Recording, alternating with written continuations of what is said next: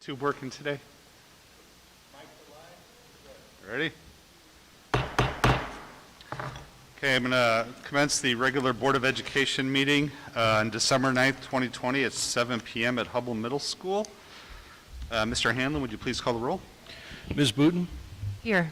Ms. Crabtree? Here. Ms. Erickson? Here. Mr. Hanlon? Here. Mr. Long? Here. Mr. Matheson? Here. Mr. Paulson? Here. Okay, once again, I'll lead us in the Pledge of Allegiance. Pledge allegiance to the flag of the United States of America, and to the republic for which it stands, one nation, under God, indivisible, with liberty and justice for all. Okay, does anybody have any modifications to the agenda tonight? Okay, before we get started, just a short comment from me and for the community members watching online. We have again modified our agenda by moving our oral reports before our action items. These three oral reports will address a variety of issues, schedule scenarios, and enhanced mitigation strategies that are critical to returning our students and staff to in-person learning, and most importantly, having the components in place to sustain in-person learning through the end of the school year. We will now move to public comments. A couple things to read. So due to the ongoing pandemic and Tier 3 mitigations that remain in place, limiting the number of individuals in a space, we are again temporarily amending our public comment procedures for this meeting to allow comments to be made both in person or emailed to the board and acknowledged in the meeting. In accordance with Board Policy 2.230, members of the public wishing to offer public comment in person will have the opportunity to do so first, but will only be allowed in the meeting room when they are called to provide their public comment. A sign-up sheet was made available at the entrance to the building until 7 p.m. Community members will remain in the waiting area until called into the meeting by myself. While community members will not be able to remain at the meeting in person, the board meeting will then be available for viewing via live stream on the district's YouTube channel. We do have two people who signed up for public comment, and due to the fact that the people making public comments in person are not in the room to hear me, the following statement was prepared in writing and provided to them in advance. As with all comments, please be aware that it is the board's regular practice to not directly discuss, ask questions, or take action on public comments until the time has been taken to gather adequate information. The board is here to listen. Lack of action or a direct response following public comments does not imply any lack of interest in what is being shared. Per board policy, we have allocated 30 minutes for public comments, and comments on any one subject may be limited to 20 minutes. Because we only have two people signed up for public comments in person, we won't have to worry about that. The board may shorten the time allocation for each person to less than 3 minutes, but we'll hold to the 3-minute allocation. To preserve confidentiality, the board and its president request that items relating to either personnel or students be provided to the board privately or in writing for consideration in a future closed session if necessary. The board must protect the civility and decorum of the meeting. Please be respectful for the duties of the board, our district leadership team, and the democratic process in your public comments. Please include your name and whether you are a resident of the district. Please limit your comments to 3 minutes. Mrs. Crabtree, our vice president to my right, will time the comments and raise her hand when the 3-minute mark is up, at which time we ask you to wrap up your comments. Please be factual and courteous and do not include any statements that are personally disrespectful or condescending to members of the board or staff.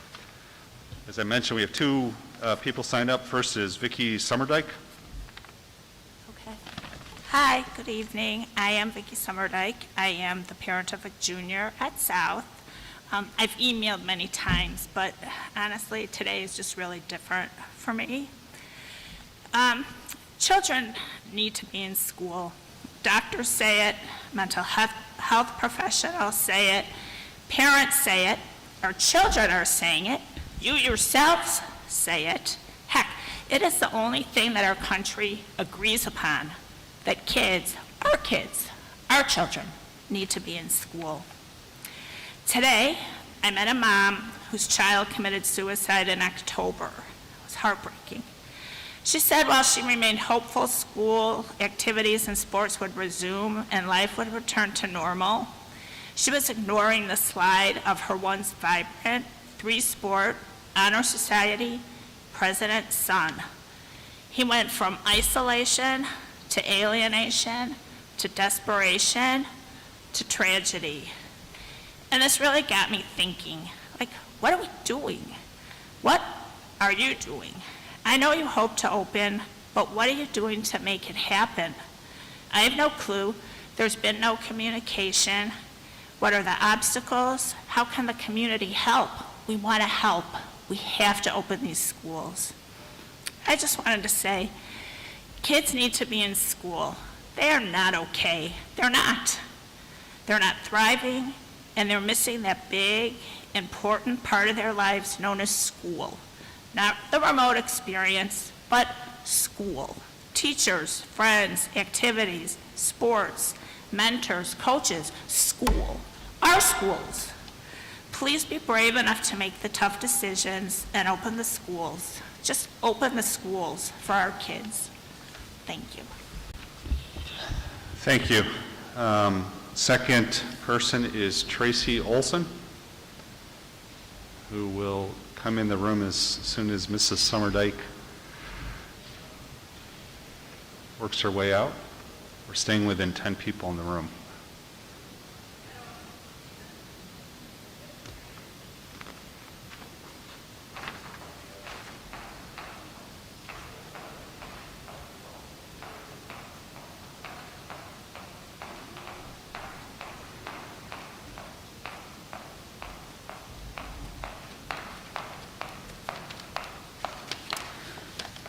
Good evening. Thank you for this opportunity to address you. My name is Tracy Olson. My husband and I have lived in Wheaton for nearly 24 years. We're the parents of a Wheaton North senior as well as a recent graduate of Wheaton North. I am here to speak concerning the decision made by the board at the last meeting. The reasoning given for 100% remote learning for middle school and high school was not supported by the data presented at that last meeting.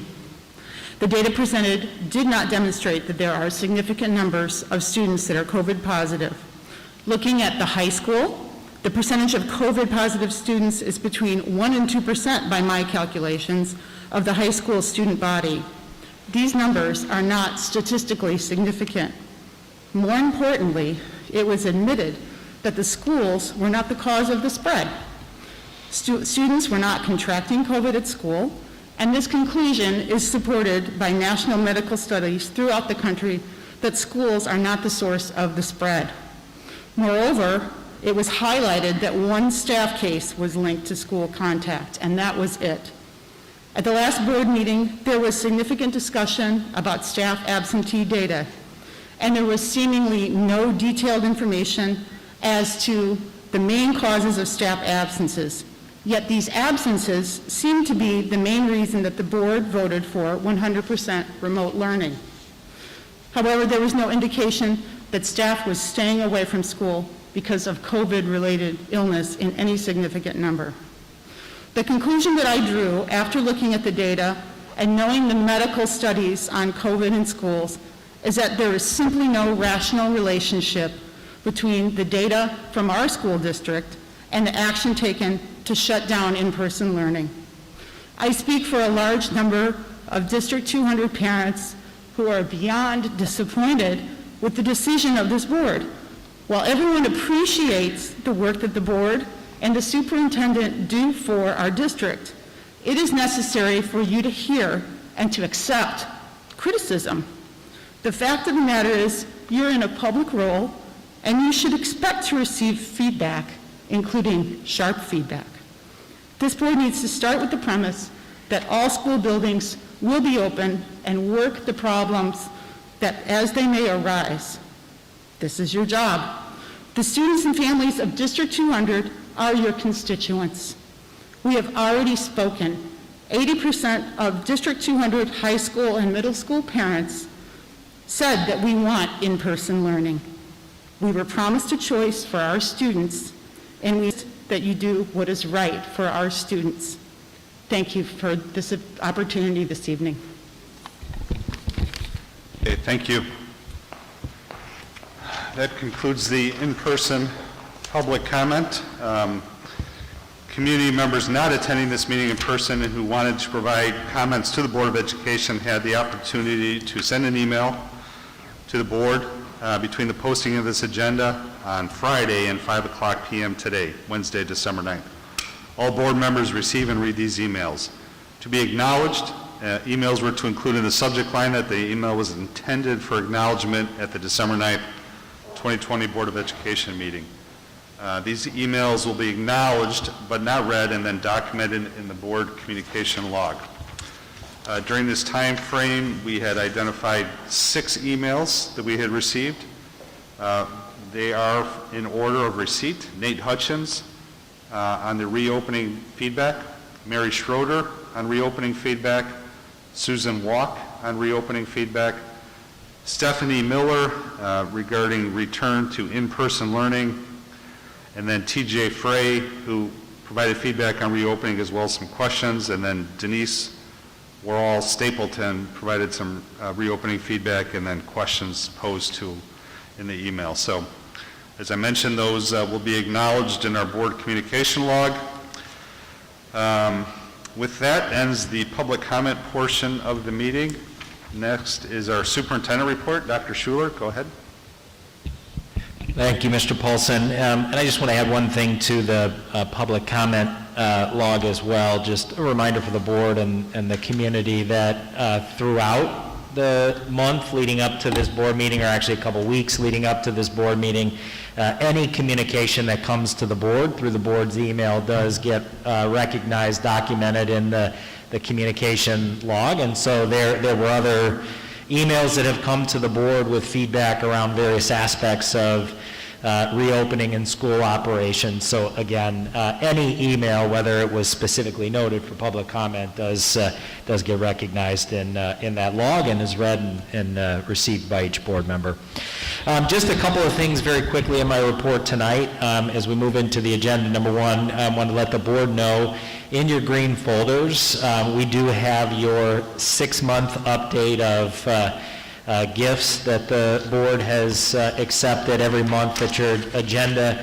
We accept a variety of gifts from parent-teacher organizations, from individuals to the district, and every 6 months we provide the board with a summary of the generous donors that have supported the district. In total, the gifts total about $219,000, almost $220,000, and so greatly appreciative for that support that comes from our organizations.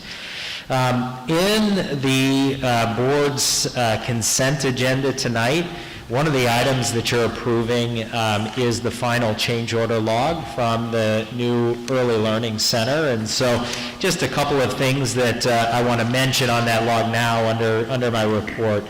Anytime you're building a new building, obviously there's an allocation for contingency. We went into that project with a pretty tight contingency allocation of just under $600,000. And the really good news is that we only utilized about $100,000 of that when the project was complete. And so in your green folders, I did give you an update just on where we sit with total costs for the project now. We had anticipated that total building costs being $16,273,000, and in fact, as of today, our total cost is $14,992,994. There are a few final bills that are going to get closed out on that project, but that is a pretty good read on where you sit in terms of total cost. So again, that's really credit to I think a construction team that worked hard to be thoughtful about decisions that were made both during the project and in conclusion of the project. So I just wanted to make sure I shared that with the board as you're closing that project out tonight. One of the things we've removed from the agenda, just based on numbers that are in the room, is communication from the host school Dave Bendis, principal at Franklin, was scheduled to be the host school this evening, and so I wanted to share with the board that Mr. Bendis did send in a little video that I'm going to share with board members, just highlighting some of what Dave is certainly proud of at Franklin. So thanks to Dave for still providing you with an update. Wanted to just close by thanking Student Excellence Foundation. They have really driven some of the communication around the Essential Needs Fund that continues to fund mobile food pantries as well as other support for our community as we continue to navigate through the pandemic. And so, tonight we're obviously spending a lot of time on our agenda talking about school reopenings. It's just important not to forget the fact that obviously there continue to be needs in the community, and we're extremely grateful to the Student Excellence Foundation for that. And with that, I will turn it back over to you, Mr. Paulson. Okay, any questions for Dr. Schuler on those comments? I have one. On the Jefferson, what was the amount that we raised from the lease obligation? What was the amount of money? Do you recall? I don't want to give you the wrong number. I will get it. I will get it for you. Okay, and it was less. I mean, it was less than the 15 million, Correct. right? And the other portion then would have been coming out of. Correct. So the board put $1.5 million into the project up front out of fund balance, and had anticipated putting an additional $1 million on the back end. So back about $2.5 million out of that. I think the lease certificate sales were just a little shy of 14 million out of that. And so again, you're actually, as the project closes out, some of the money we originally put into the project is actually going to come back to you, and you're not going to be putting any additional fund balance in. Okay, so we consumed all the lease money. Correct. Okay, that's my major concern. Okay, thank you. Okay, next is our consent agenda. We only have 7 items tonight. The first one is acceptance of gift to Washington Elementary School. Number 2 is approval to post revised board policy 4.20 fund balances for public review and comment. Number 3 is the approval of the change order, the final change order for Jefferson Early Childhood Center. Number 4 is approval of a resolution and final contract for guaranteeing energy savings with Performance Services, Inc. Number 5 is approval of bills payable and payroll. Number 6, approval of minutes from November 11th, 2020 open, and approval to destroy recordings of closed sessions prior to July 29th, July 2019 as allowable by law. And then finally, number 7 is approval of a personnel report to include employment, resignation, retirement, and leave of absence of administrative, certified, classified, and non-union staff. Are there any items board members want to remove from the consent agenda? Hearing none. Any additional information, Dr. Schuler? Just one little piece of context on the proposed policy change that actually is related to the audit that you're going to accept later this evening on the agenda. Your fund balance policy sets your fund balance threshold as a percentage of revenue, and I think as you've seen in recent years audits, there is an on-behalf payment that gets recognized within the audit. It's not part of your operating revenue funds, and so we're just proposing a minor clarification in that fund balance policy that 25% floor is built off of your recognized operating revenues. That's also how the state calculates it in the financial reports and so on. So we're being consistent with the state's calculation. Any other questions or comments on the consent agenda? I had one. Let me go back to it a second. I'm sorry.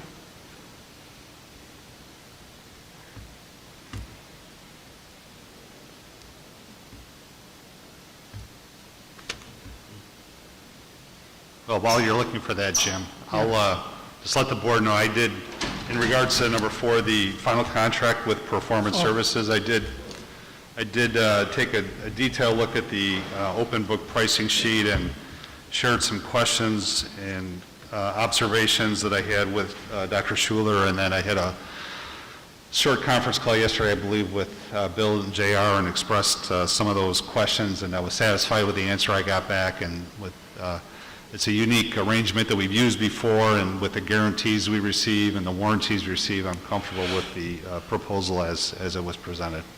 That was my question related to that. And we had multiple proposals on that. So and this is the vendor we worked with in the past as well, and that's been successful. We have. Okay, great. Okay? Can I have a motion and a second to approve the consent agenda as presented? So moved. Moved by Mrs. Crabtree, Second.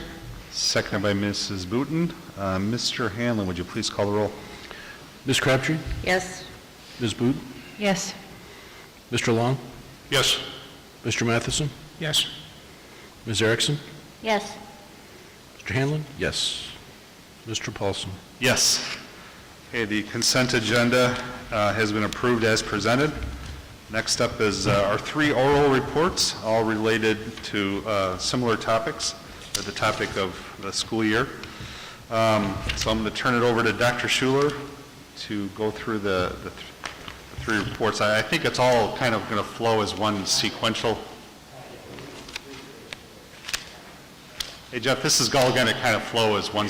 Okay, so for the record, the 3 oral reports we're going to receive in kind of one presentation as an update on the COVID-19 dashboard and the 2021 school year, and then we'll get into some update on new mitigation strategies to support return to hybrid schedule, and then 3 is an update on return to school plans.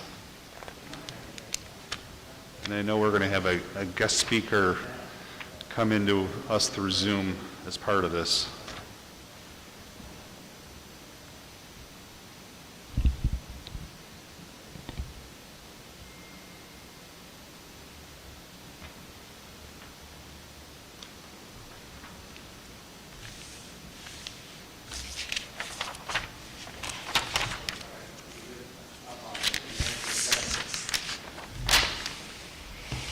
So we're going to take a little pause here as we work out some of the technical logistics.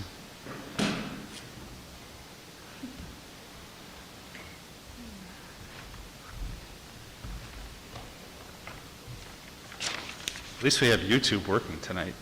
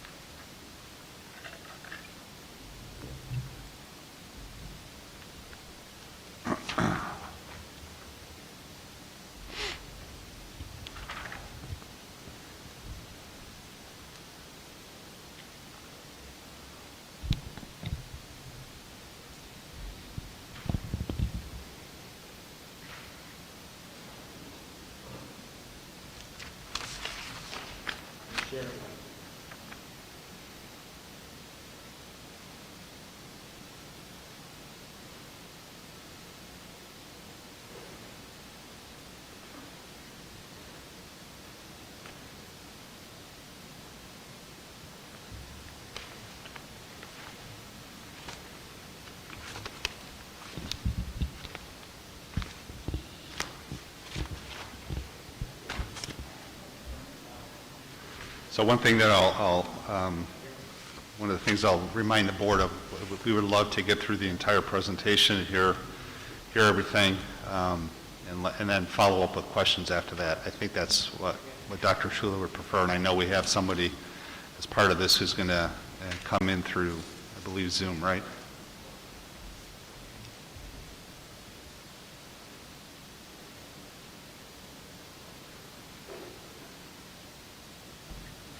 All right, my apologies for the slight delay, but we are back up online. So, Mr. Paulson, as you mentioned, this is actually, there's a couple components to the presentation tonight.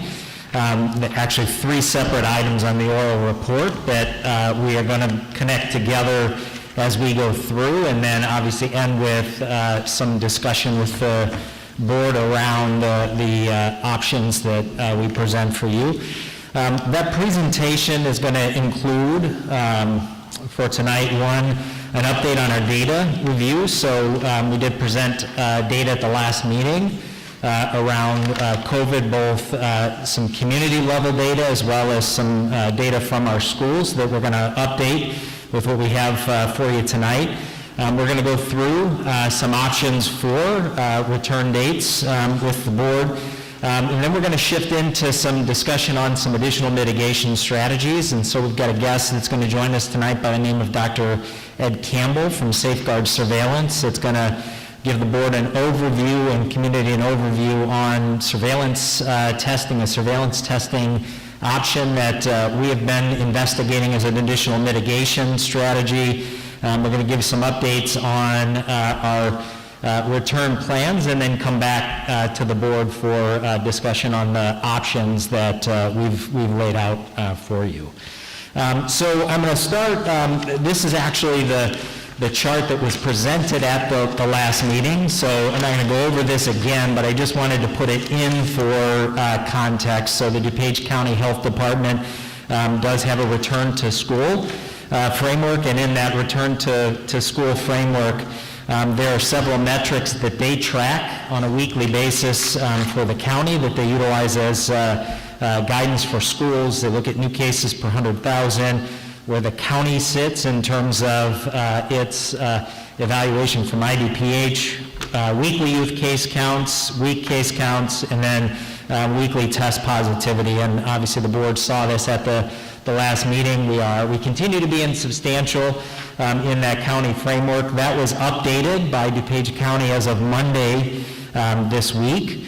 It's a good news, I guess bad news scenario as you look at it. We remain insubstantial. The good news is you do see some downward arrows on the framework, but if you look at the numbers, certainly cases per 100,000, even though that trend is down, when we made the decision to shift middle high schools to remote, we were at 312 cases per 100,000, and we were at 439 for this week. Test positivity about the same. So again, the good news is we've seen a bit of a decline in the data. It obviously still remains at elevated levels. And I want to give you just a little bit more insight into that.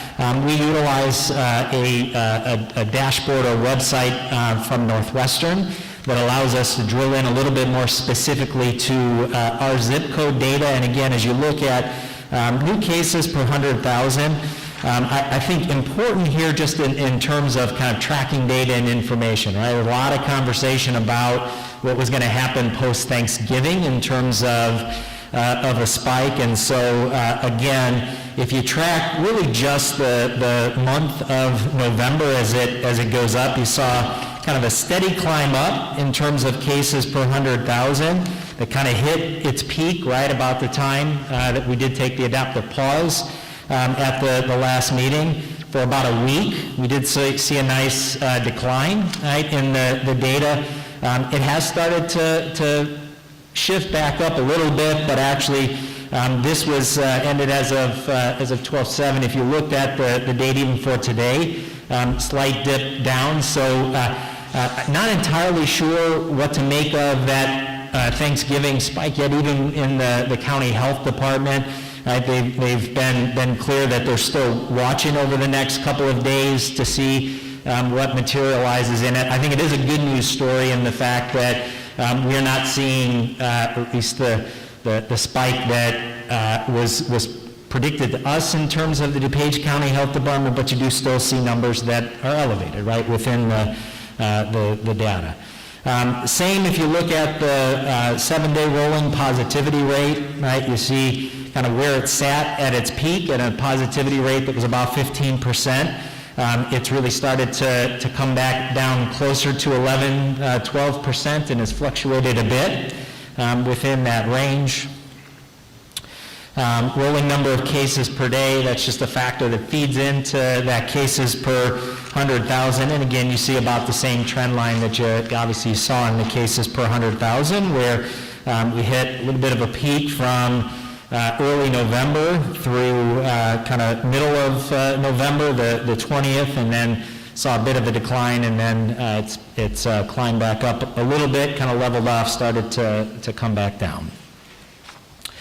And then this is just in chart format, and again, I should mention, because it's on the slide, the 5 zip codes that we utilize to aggregate the information locally are the 2 Wheaton zip codes, Warrenville, Winfield, Carroll Stream, that they get comprised into this. And again, this just shows you in chart format what we just saw visually within the graph going back last 7 days, both in terms of tests per day, cases identified, positivity rate, and then new cases per 100,000, right, within that.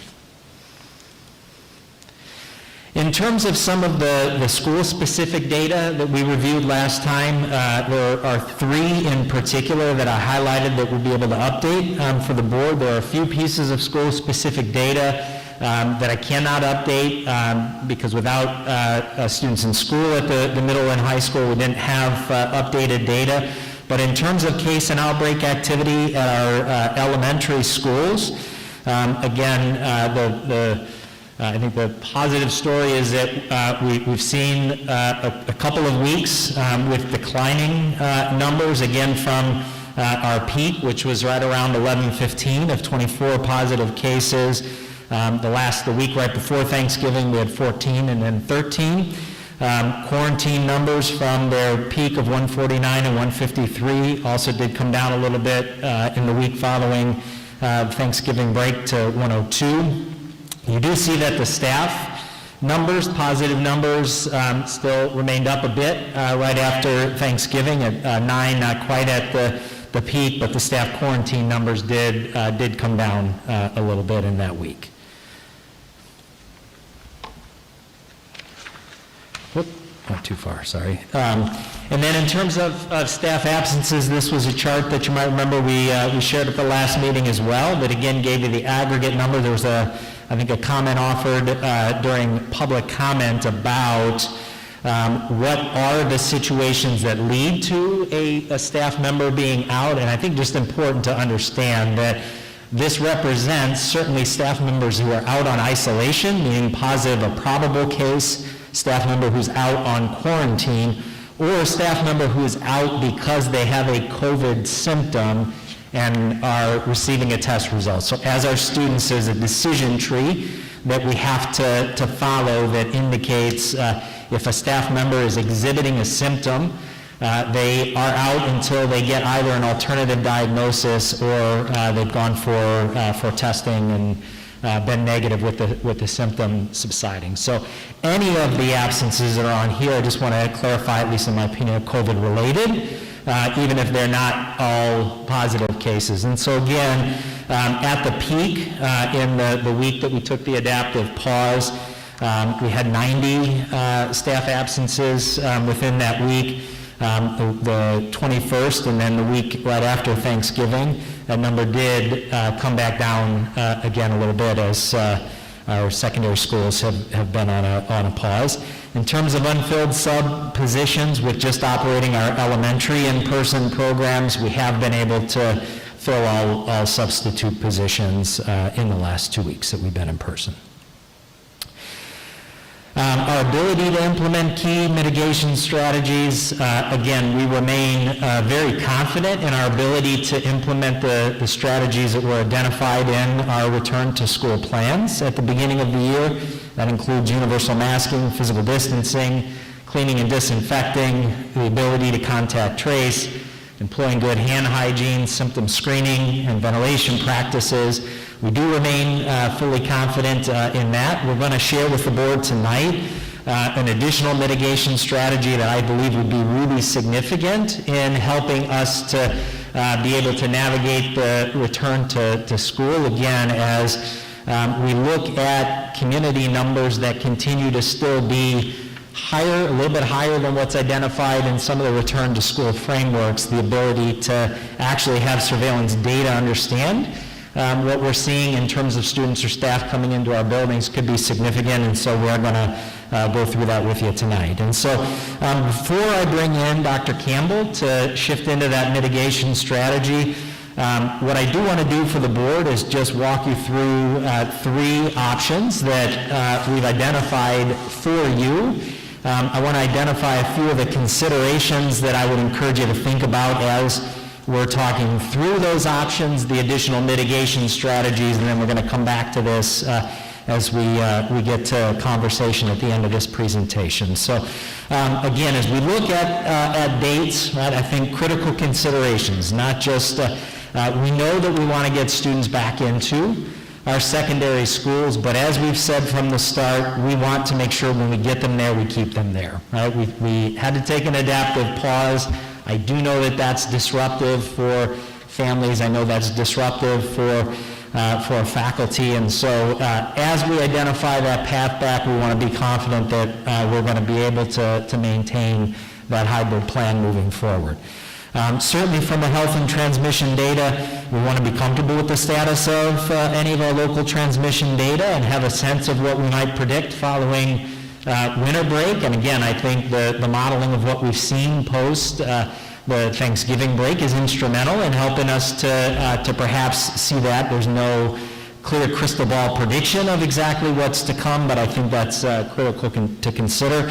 Of course, we want to continue to make sure that we can staff our buildings, both in terms of staff in classrooms and substitute teachers when needed. We want to make sure that we can meet all of our mitigation responsibilities.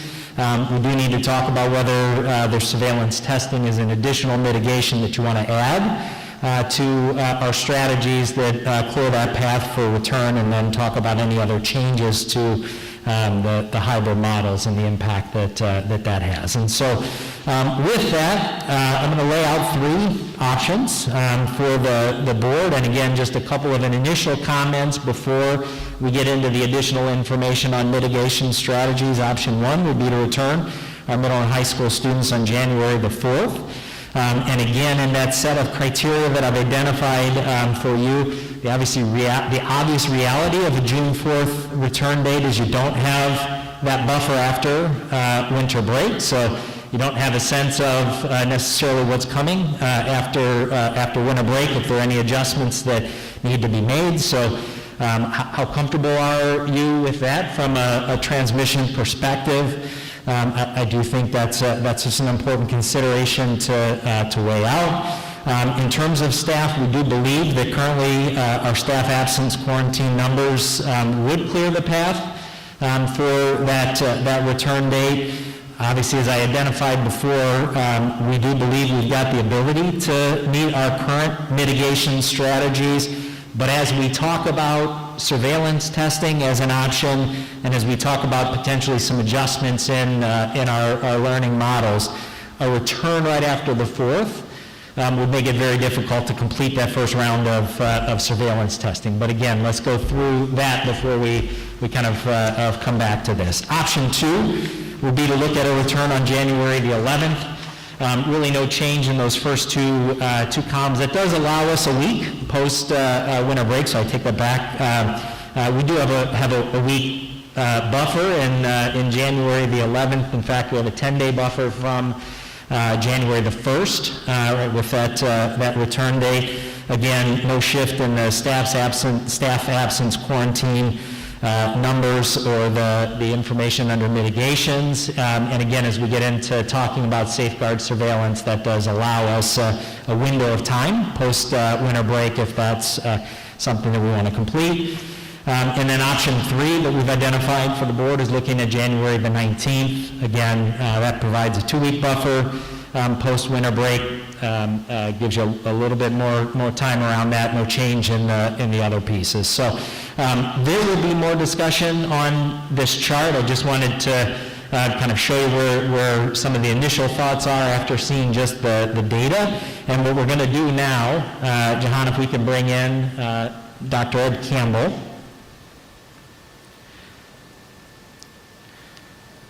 Dr. Campbell, how are you? Very good. Very good. So I'm going to introduce Dr. Campbell to both board and to our community. Dr. Campbell founded a company called Safeguard Surveillance that assists school districts in looking at an additional mitigation strategy. And without further ado, I'm not going to steal any of your thunder, Dr. Campbell. I'm going to turn it over to you and let you give board and our community an overview of the program and how it works. Sure, fine, thanks a lot. So, as I think I get going tonight, I can hear quite a bit of echo. Are you guys hearing me okay? Yes. Okay, very good. So, Not really, I can't. It's not quite on. just to introduce myself a little bit as I can, as was just stated, but 2 things about me that I guess are relevant to today's discussion is that I'm the Vice President of the Illinois District 102 Board in LaGrange, and I'm also a virologist that works at the Strict School of Medicine at Loyola University Chicago. So really what I'm going to tell you about tonight is the final, I guess, outcome of something that we started in District 102, where we started a surveillance program using saliva-based testing for the students in our district. And I'll tell you a little bit about that process and some of the thinking that led us into it. And ultimately, what ended up being necessary is I've now started my own company, because in 102, what we were able to do was squeeze 2 neighboring districts that were interested in joining us in this type of surveillance into the facility we've set up there. And I've then created a company to deal with the interest that was not possible to meet at the first facility we created. So with that kind of introduction on, is there any way I can share my screen? I was counting on that, but at this time I think I could walk through the presentation without slides. It says I'm muted. Okay. Yeah, yes, you should be able to share your screen now.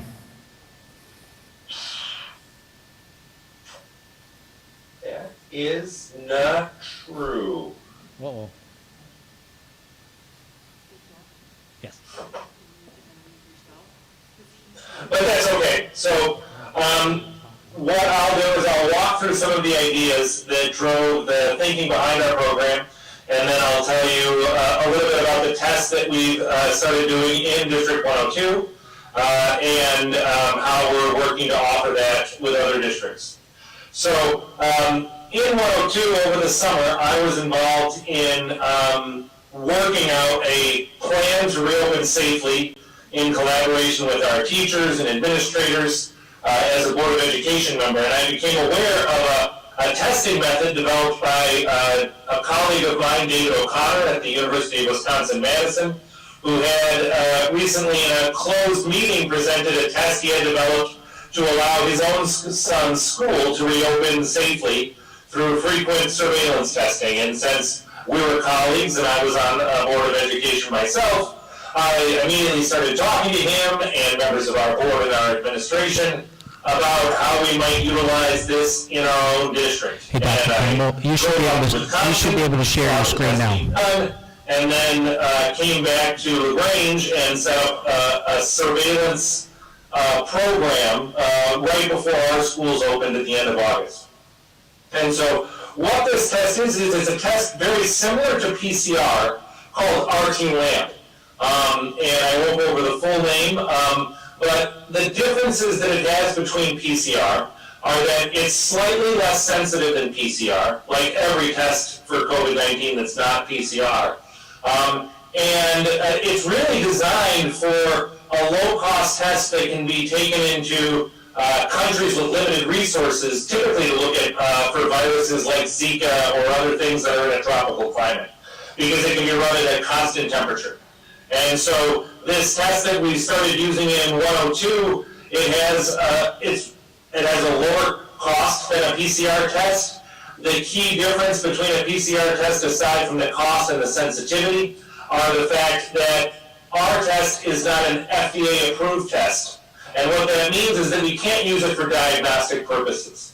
And to compare that to a test like the Yale Saliva Direct test or the Illinois Shield PCR test that's probably about to be given an emergency use authorization, our test can't be used to diagnose an individual with COVID-19. What it can be used to do is identify those individuals, refer them to a diagnostic test, and then ultimately, and most importantly, exclude them from the classroom setting.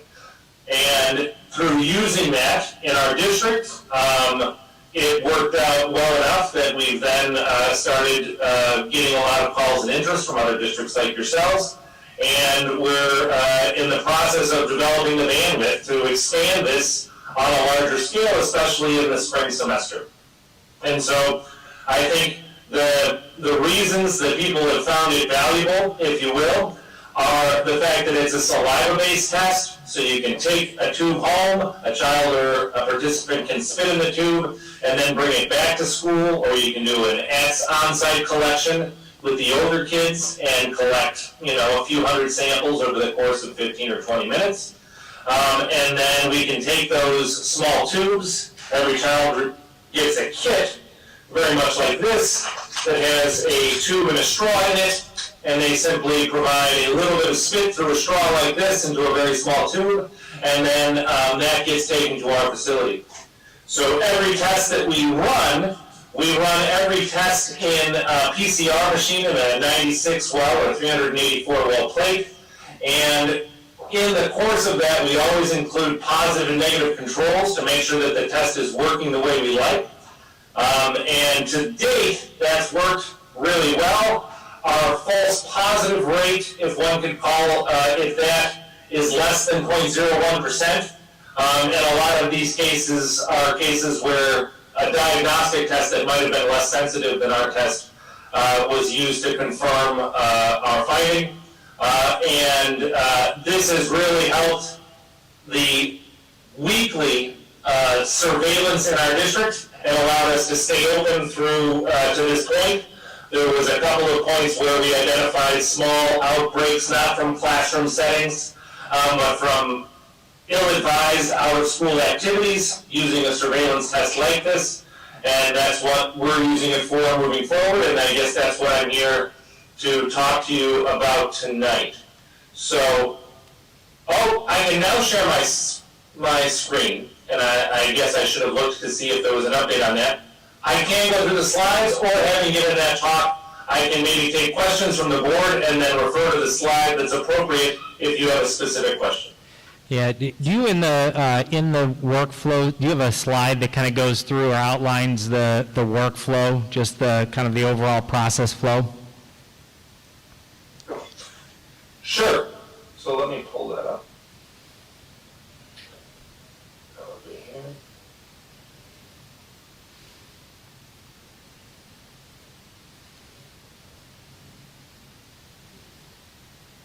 Right, so the workflow in general terms of our test is very similar to a saliva test, such as the Yale Saliva Direct test.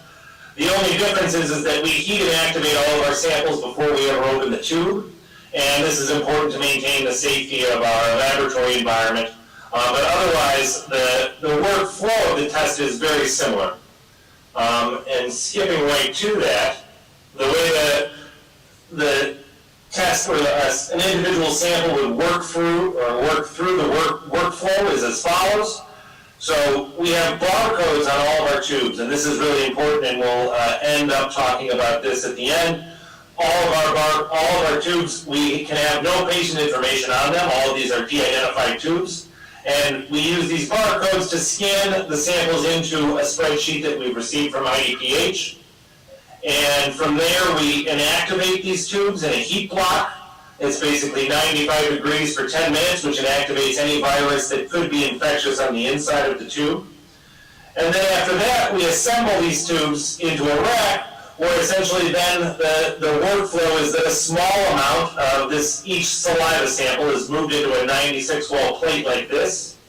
And from here, from lack of a better term, you're in my world, where we can then use multi-channel pipettes to move these samples into PCR plates that have the master mix of our reaction, and then we run it in a PCR machine like you see here.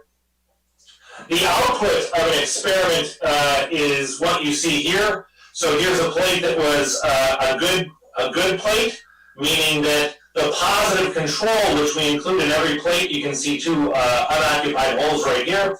There's always a positive control that we run in every plate that we run to ensure that on that plate, on that day, the reaction was working.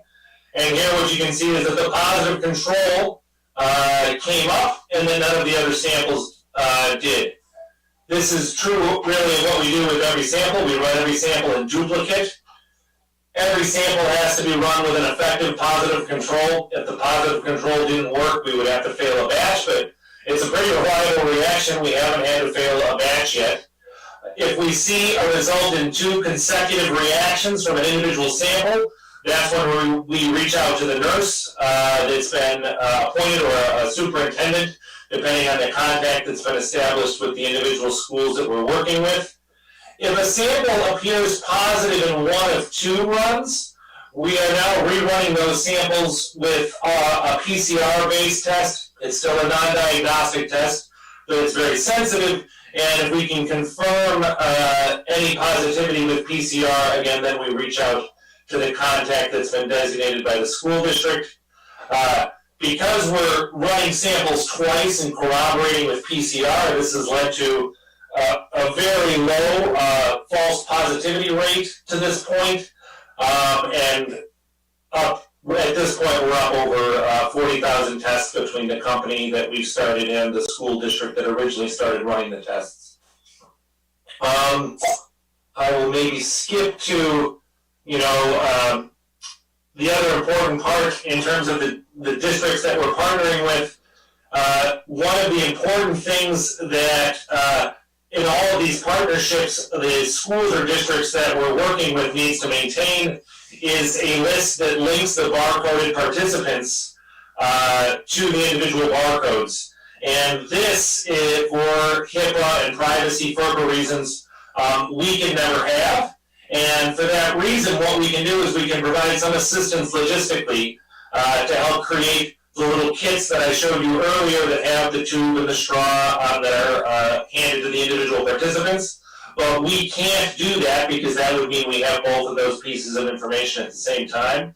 But this information can really be handled and stored on the same kind of platforms like PowerSchool that are used to record information about students, who has allergies, who has any other medical conditions that should be still considered personal information. We need a nurse or other designated person to contact, sometimes late in the evening, with the results of the screening. Really, the goals of screening in this context are to get results as fast as possible because that's when they're most effective in the context of surveillance. So to date, no one has gone to school the next day without us knowing what we saw in the saliva the previous day, but there are times where somebody gets a late phone call or text with information as we go through all the samples in the course of a day. And then finally, it's on the districts to obtain consent from all of the participants or their guardians. Every person that provides a saliva sample to us, we want to know that they've consented to their saliva being screened for COVID-19 in this way. And then finally, just to emphasize a point that is important, is that this can be a layer of protection, but the kind of weekly surveillance that we're doing in District 102 and with other school districts, this is really not the NBA bubble. And it's important to not only realize that as a board or an administration and to emphasize that in your communication with your community. It does not eliminate the need for social distancing or wearing masks or doing other things, or even making sure that good behavior and practices are outside of school are still the norm. And that's an important part of the communication of a program like this. So I apologize for the disconnected nature of my communication and the technical difficulties, but I'm happy to answer any questions you have.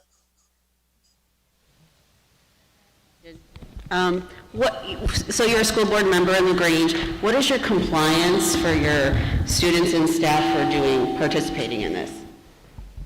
Right, so we have 4 elementary schools and a junior high. And it ranges in those schools between, about a 70% mark or a little higher up to schools that are 90%. And there tends to be a socioeconomic drift with compliance where more homogeneous, high-income communities are more compliant for what that's worth. Thank you. What is the timetable on the turnaround? I didn't quite hear that. So our goal is always to provide results of the surveillance within 24 hours of us receiving the sample, and really before school the next day. So if we, just to quite understand that, so basically there's a sampling, it's not a full test, it's a sampling, or is it, who takes the test? Everyone? Right, so, well, I think we're working at this point with a large number of schools and districts, and there's a number of ways that schools and districts are approaching this, right? So some districts like ours, we open this program up to all of our students and staff, even our remote students, and they provide samples once a week. Some schools, because of their size or other resource limitations, are doing teachers and some subset of students, perhaps the older students compared to the younger students, and other districts are testing everyone. Okay, so we're, basically then, so it's tested, let's say we test everybody, for simplicity. We test them on week 1, week 2 comes up, week 3, et cetera. We're going to see trend lines. They're either going to go up, stay the same, or go down. I guess, what do we do what's the reaction then? If they're going up, what do we do? I mean, again, we're working with the assumption that the parents are, certifying that the student doesn't have symptoms when they come to school. So I guess the ones that we're concerned about are those that are not symptomatic. That would be a spreader. I guess, is that what we're trying to detect here? Or I'm not quite clear. It seems like we're a little bit after the fact in certain respects. Right, no, so those are great questions. So, right, in terms of, say, looking at a trend line and using that as a piece of actionable intelligence, right, that is pretty difficult. And at this point, the trend doesn't really differ very much from the data that you can see, in your local community numbers. So far in 102 and other places we're doing it, it trends very well, where we saw a rather disturbing increase. And the week right after Halloween, we and other districts seem to reach their nadir, hopefully, and then we've been on a bit of a downtrend, just like the rest of Illinois. I think the real value of a program like this is not necessarily to assess there is value in knowing how many infections in a student body or a faculty that you have, right? There is. But the real value is identifying them and excluding them from the classroom. And to emphasize the last point you made, my sense is, and I'm not the nurse of all the schools we're working with, but we certainly are identifying a large number of asymptomatic people in this type of surveillance. I would say at least around half, but I would defer to the districts that we're doing surveillance for and the nurses that work there. Can I ask a logistical question? So are you providing people with tests that they take at home, or are you testing everybody at school sites? How does that work? Right, so every participant gets a small tube like this, and it can be opened rather easily, and you put a little straw in there and you provide a sample. The first time you do it, it's a little awkward, and then the second time it's like riding a bike. And then the individual schools collect these tubes in racks of the type that I showed in my presentation, and then they bring them to our facility where then we do all of the tests on a preposterous number of small tubes like this. So it's done at school? Not Doesn't go necessarily. No. The student may be providing the sample at home, bringing it to the school building for us to transport to Okay. the lab. All right, yeah, just to be fair, maybe I misunderstood or misheard the question. So there are a couple of models in terms of how these tubes are collected, right?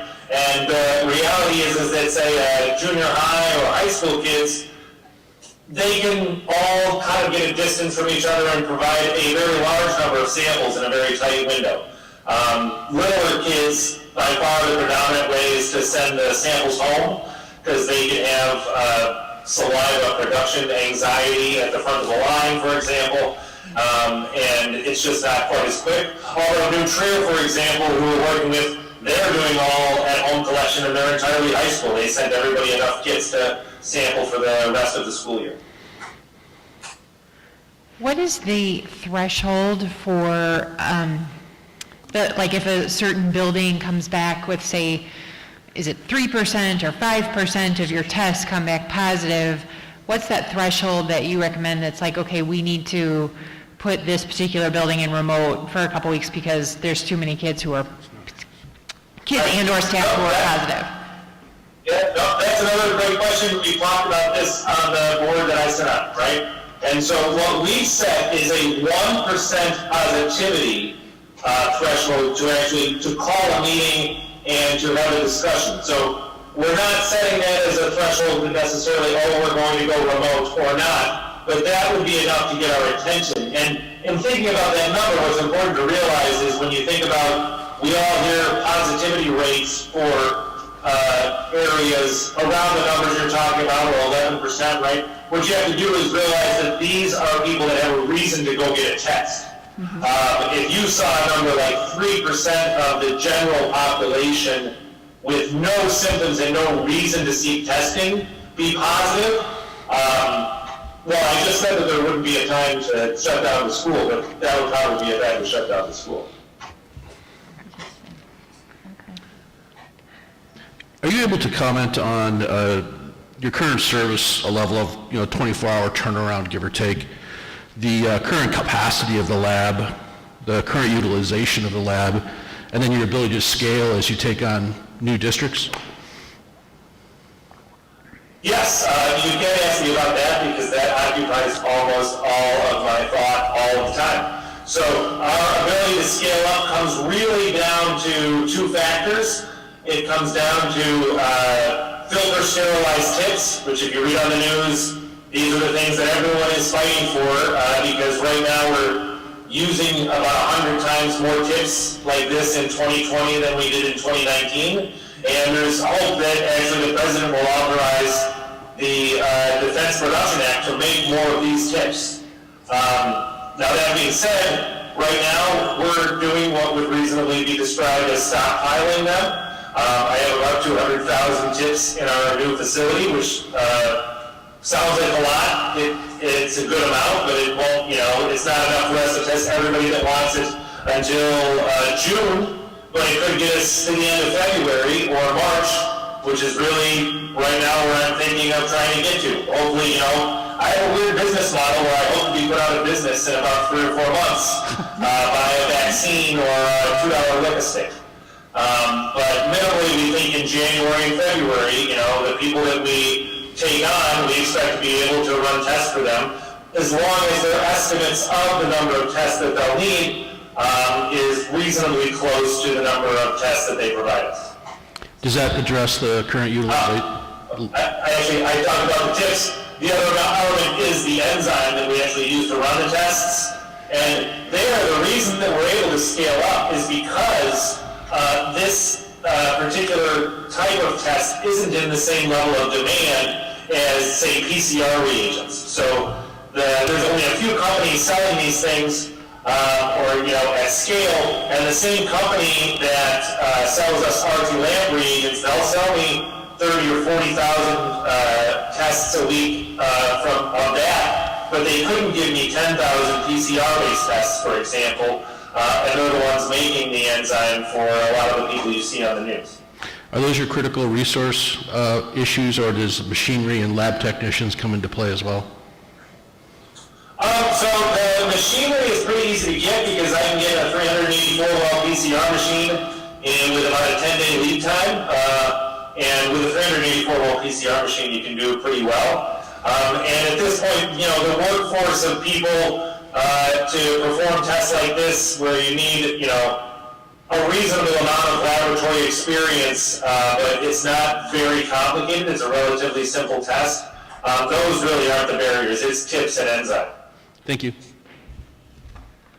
What is the minimum, oh, sorry. What is the minimum number, what's sort of a minimum percentage of participation that we would need for the results to be relevant to tell us, what's going on in a school? Sure, well, I think to tell you what's going on in the school, you probably need a much smaller fraction than what you want, right? Because if you get to half, you'll probably have a good sense of what's going on with the other half.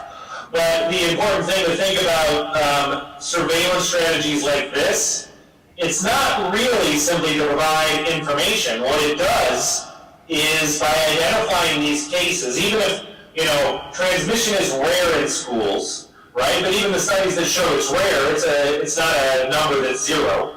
But the other value of surveillance like this is that even if the odds of transmission in a school are low, what you're doing then is you're identifying asymptomatic people who didn't know they were infected, and now they're not going to basketball practice or soccer practice or out to eat or doing anything else that might spread infection in the community.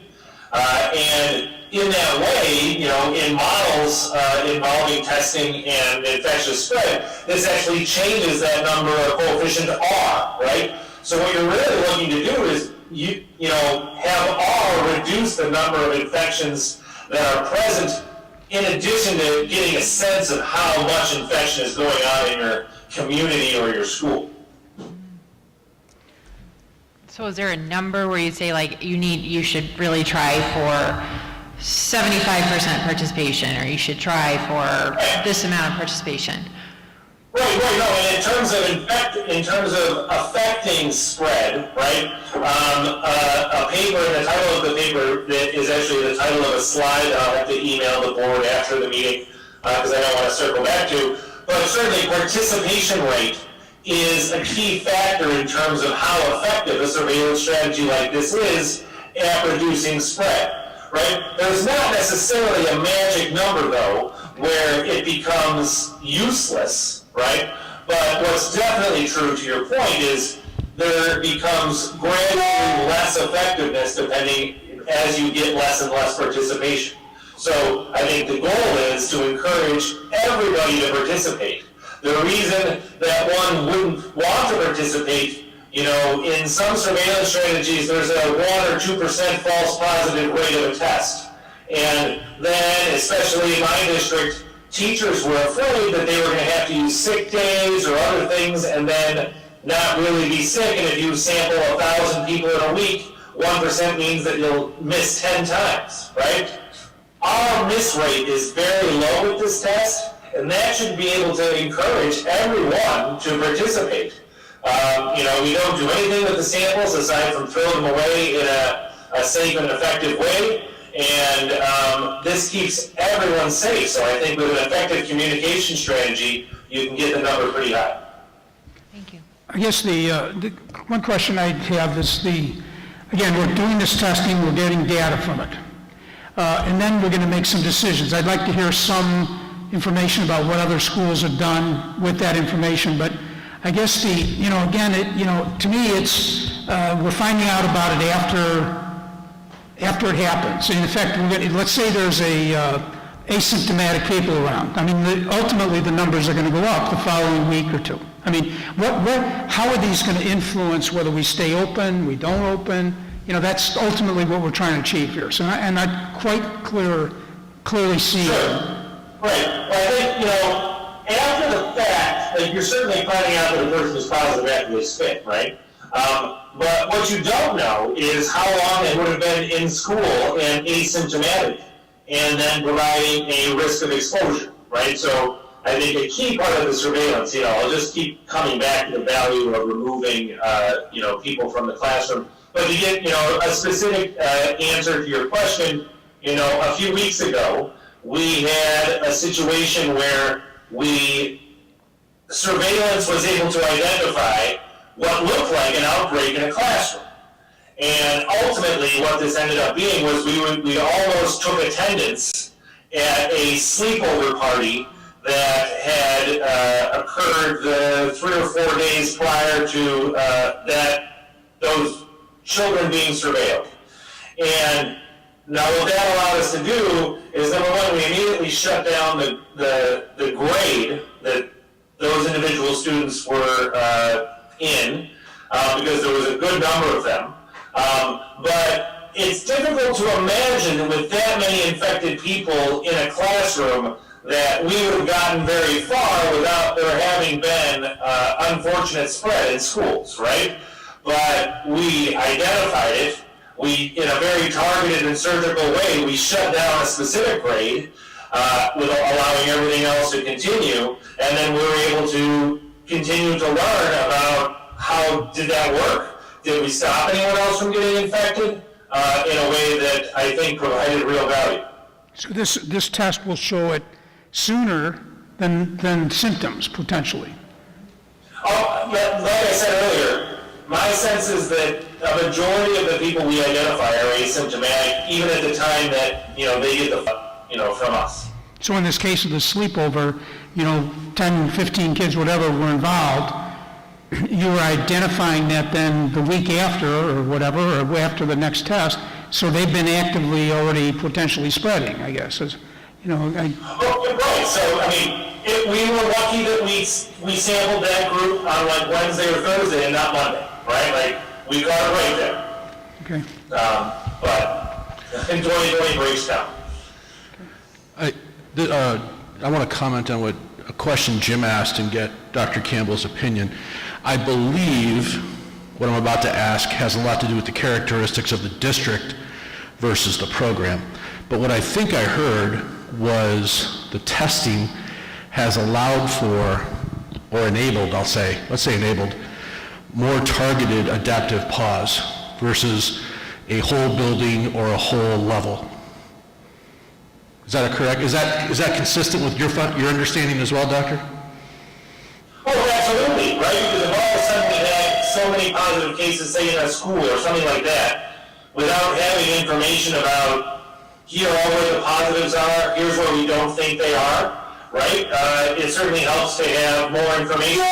And I also think too, in addition in terms of staying open or remaining open, a key part of remaining open is teachers willing to work and in an environment where they feel safe, right? I think if you polled teachers, 99% of them would say, I want to have in-person learning in a safe way because I know the kids need or want that.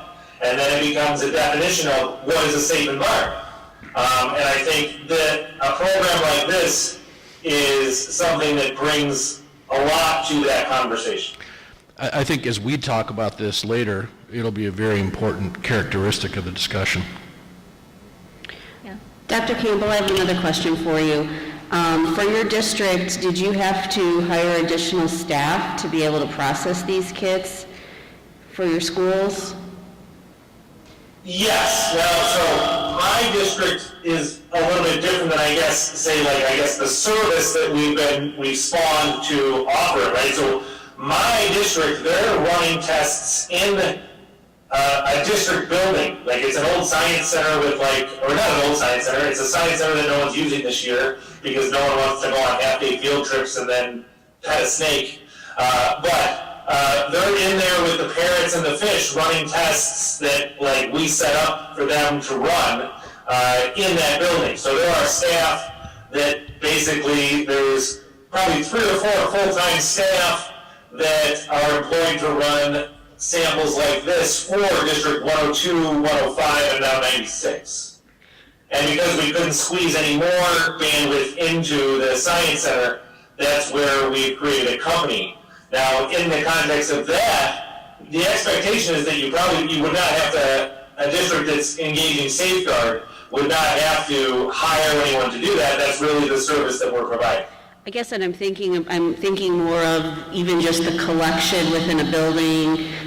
Some of our buildings, have several hundred students there on a day. How do you manage all of that? Yeah, right. So certainly there are people that are going to be needed to play those roles. I don't think it's like the creation of new positions. In 102, in terms of the collections, our district nurses, and in most of the districts that we're working with, the district nurses or other health aides, or sometimes, in 102, Kyle Schumacher's out there manning a table when the junior high kids are spitting after school. But it's individual people doing things here and there. It's not necessarily anyone's full-time job. Thank you. So your company does the testing in terms of the logistics in the school. That's for us to manage the distribution, the receipt, and the delivery But at this fee. point, we've helped enough schools through it where, we can give you all of the logistical information of what labels to buy and how to put the barcode on them and what template to use to print them, and then we give you the tubes to make the kits. There is an element of making the kits that, depending on how you do it, there is some logistical issues for any district to work through. On one side, Nutrier sent, an entire semester worth of kits, and I think they knocked down that responsibility, in the course of a week or so. Whereas my district in 102, every week, a kid gets a kit like this, and there's somebody that has to make that kit. And, we can tell you all the models of what people are doing, and then you can figure out what's right for you if we get to that stage. So I think you've mentioned 4 school districts, 102, 105, 96, that's all kind of around your area, and then New Trier High School. What other school districts or private schools? I think I'm familiar with a private school that you're working in. What other schools are you working in? Right, so we're working with District 41 in Glen Ellen, Stevenson, Glenbrook North. Private schools include Ansch Abbott and Latin, and another one whose name I'm forgetting, and now I'll feel bad. Avery Kuhn? I feel like I'm missing a couple, but those are the ones that come to mind. I have a question from a process. If a test comes back positive, is that student then or staff then quarantined, and just like if it was positive for a COVID test, or do they have to go get a COVID test, and what's the protocol around that? Right, that's a great question, and I'm happy you asked because I have a slide specifically devoted to that that we didn't go through. But so as a non-diagnostic test, we are obligated per CMS guidance. CMS is the governing body of the FDA, and FDA enforces things like testing and compliance. The expectation is that anyone with a presumptive positive in our test is notified of a finding of potential clinical significance, and then they're referred to a physician or diagnostic test. So They're also excluded, though, to get back to the first part of your question, in the same way that, our test is a non-diagnostic test, but so is taking a temperature. If somebody had 102 fever, you would not let them in the school building, and really with the same logic, our test is obviously much more specific for COVID, but it's still used as a reason to say, please don't come to school and seek a diagnostic test. So your testing basically tells us, our schools, that these individual students or staff have tested positive, they should be removed from school and to go get a diagnostic test, and they can come back when it's negative. Is that? Exactly. Okay. Well, and so to me, one of the primary benefits of this is to provide more comfort to our students, our families, and our staff that they're going to be working in a safer environment over and above all the other mitigation strategies that Dr. Schuler kind of bullet pointed out earlier. It's just another layer of confidence to the people in our buildings that we're removing potentially positive people before they pass on the virus. Yep. And the benefit of that is then back in the community, we know this ahead of time, and they go get the tests and hopefully avoid all those other situations. Okay. Right, and absolutely, as a board member, you're obviously thinking about the school, right? That in the end, every epidemiology textbook will say that if you do this kind of surveillance in a community, you'll influence not just the levels of infection in a school, but in the community, right? Okay. I have a question. So obviously we have a lot of discussion to do, and if we were to move forward with this and we sign a contract with you, how long does it take before we're on the ground running? Like how many weeks from signed contract to we're doing tests in schools? Right, so, a few things have to happen, before we can, before a real launch can occur. One is the contract, right? But then the other thing that we want everyone to do is some sort of a pilot run where, the basic logistics of, on a smaller scale, of you printing out the labels, you putting them on the little tubes, making sure that they can come to us and be scanned. When we launched in 102, the labels just worked like that. But now that we've done this a few times, I realize that we got very lucky because there's apparently a number of different ways to have the labels not work. And so we want to at least make sure that if you just test the administration staff or the teachers, that in a small group, everything works out so that when the real rollout occurs, it'll be smooth and effective and something that builds confidence in the community buy-in because it works, not because there's a snafu. And that's really the primary, thing after the contract is making sure that everyone has the logistical bandwidth to do these things. And, we can monitor that on our end, and we're counting on a school district to tell us, about how many samples we're looking at, and we have set up days and times for that to work effectively for both of us. And then it's about doing a pilot and then figuring out when the real day is.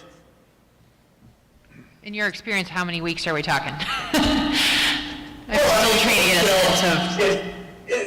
Because I would say if we weren't heading into the Christmas holiday, I would say that, you should be able to pilot in 1 week and then about 10 days later be starting testing. Okay. That would put us right in the Christmas holiday, but it's not unrealistic to, be doing maybe a pilot. Can you squeeze in a pilot before you go to the holiday break? With where you are right now in the process, that's probably a stretch, but could you be doing a pilot the week after the holiday break with the idea of ramping up the week after that? Yeah, that's feasible. Okay, thank you. That's what I wanted to know. So in terms of what we're going to consider, are we going to talk about that later? Okay. Clear date that you're going to have to, or if you want to move forward with this, or one of your mitigations, there will have to be a separate meeting to approve that. Yeah. But, now my wheels are turning based on the question that Susan just asked and that answer that it's not, how that might impact when we want to reopen and all that, and we'll talk about that later, right? Yeah.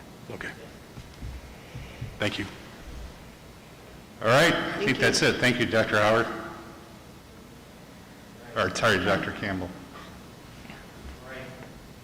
Campbell, thank you. Thank you. I will certainly follow up with you after we're done here tonight. All right, thanks a lot. Let me know if you have any questions. Thank you. Good night. Thank you.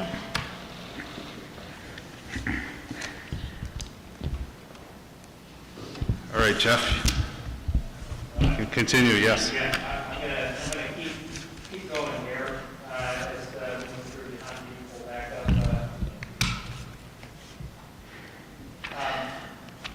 Go back one. Okay, so, just two other update areas we want to go through, and then we're gonna get the board into, some discussion on dates that we want to target based on, a couple of these factors. One, I want to provide an update in terms of substitutes, because that was obviously a concern that we acknowledged that our numbers went up. Dr. Kyle has been working feverishly on addressing our substitute pool. He's got a team that's working on surveying our substitute teachers on our list to make sure we understand what we need to do to bring our substitute teachers in. We've added an incentive to our guest teacher work, trying to email that piece. There's an email that's actually going out tonight that is going to solicit some other individuals that can sign up. For our that can sign up for our substitute pool.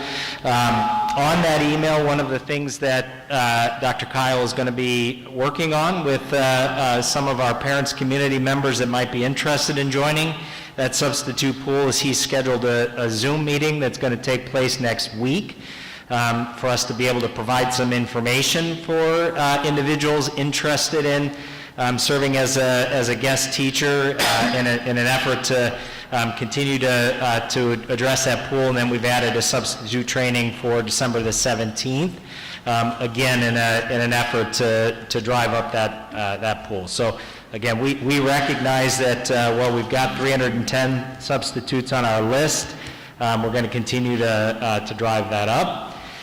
In terms, go ahead, Mr. Wong. Is a guest teacher a substitute? Substitute, yes. It's not a supervised? No. Okay, thank you. Nope. In terms of self-certification, we did look, one of the conversations we've had as a mitigation strategy is really looking at our self-certification process, ensuring that we are comfortable with that. We actually looked at a few different possibilities for adding a technology solution in to help with that. Truth be told, I think as we get into talking about it, I believe that the surveillance testing option is actually a stronger mitigation strategy that would leave us with a level of comfort over our current self-certification process, if that's the direction that board would want to go. I don't believe that our process, well, we've certainly had some situations of symptomatic individuals that have still come to school. I don't believe our major process is with symptomatic individuals coming to school. I think our major concern point is really with the asymptomatic individuals. And so again, we're going to recommend that we continue with our current self-certification process. And now Melissa Murphy is behind me. She's going to walk you through a few updates and recommended changes to the teaching and learning side of our hybrid plans, and then we're going to come back into conversation.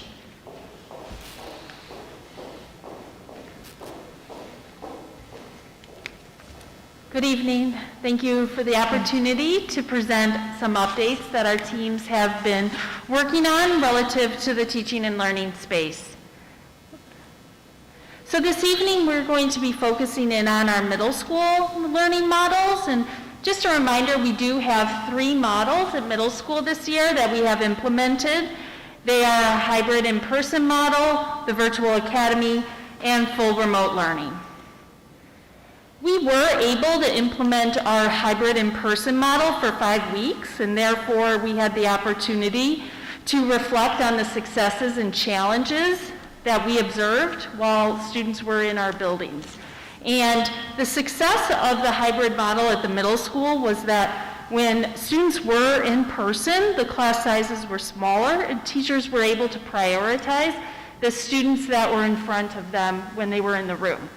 But there were challenges to our model. Our model meant that when our students were on quarantine, they had multiple days without a touch point with a teacher. And when our students were at home 2 days a week, that were student-led work mostly, or asynchronous work, that presented challenges for our middle school students. So our team has had the opportunity to sit back and refine what our priorities are for our hybrid model, and I've listed those here. First and foremost, we have put number 1 at the top of our list to provide a high-quality in-person learning experience. Now, I have great respect for the work that our teachers have done to develop their skills in a virtual world, but we are at our best when we're in the classroom, and not everything can be replicated in a virtual world. Second, we need to continue to move our curriculum forward, both synchronously and asynchronously. Long before the pandemic, teacher instruction always included 2 types of activities. They were teacher-led activities and student-led activities. Every lesson in the classroom contained both. When we moved to this virtual world, we started using different terms, synchronous and asynchronous, but it really meant teacher-led activities and student-led activities. And we need to, in this virtual world, continue to strike the right balance and continue to fully develop what both models look like and to best meet the needs of our students. 3, we need to provide live instructional supports for our students daily. And then last is about connections. We have worked very hard in our school district around this idea of connections and relationships. And this environment is very isolating for our students. And the more that we can provide a live connection with teachers and peers in this environment, it'll better serve our students. So we recognize that the model we implemented, we need to strengthen those points 3 and 4. We need to provide our students with a daily instructional support, and we need to provide the opportunity for our students to see their peers and their teachers daily. In this world, we know we have to iterate our plans, and to do that at the middle school, we will be adding live streaming as a tool for our teachers to use to better support their students. Now, a critical next step will be that our teachers, our middle school teachers, will be working to design and implement various flexible instructional models to utilize with this live streaming tool. And then this last point on the slide, I really want to highlight. The intent of live streaming at the middle school is really to bring an enhancement to our model. It is not intended as a substitute for in-person learning unless a student cannot be in school due to his excused absence. Now, Middle School Virtual Academy is our other learning model. This was designed to give families the option for District 200 learning, but not needing to commit to a full semester of in-person learning. So this was that requirement that ISB had, where we needed to provide a remote option. Now, our programming there was set up so each of the courses that are listed here contain students that are all learning virtually together. And that allows for that instructional design to be robust enough to support students that are learning completely in a virtual setting. We are preparing for second semester, and one of those preparations are that parents are all going to receive communication from our secondary schools very soon with the opportunity to request a change to their students' learning model for second semester. Now, I do want to highlight, for families that would like to return to in-person hybrid model at the middle school, similar to the conversations we had about elementary, it is dependent on some factors. Space constraints at each building based on the AB cohort, classroom capacity limits, and an individual student's course sequence. So these factors will limit our ability to guarantee a placement at each home school. But we will utilize a lottery system when space is limited. Additionally, in preparation for second semester, we are administering various stakeholder surveys.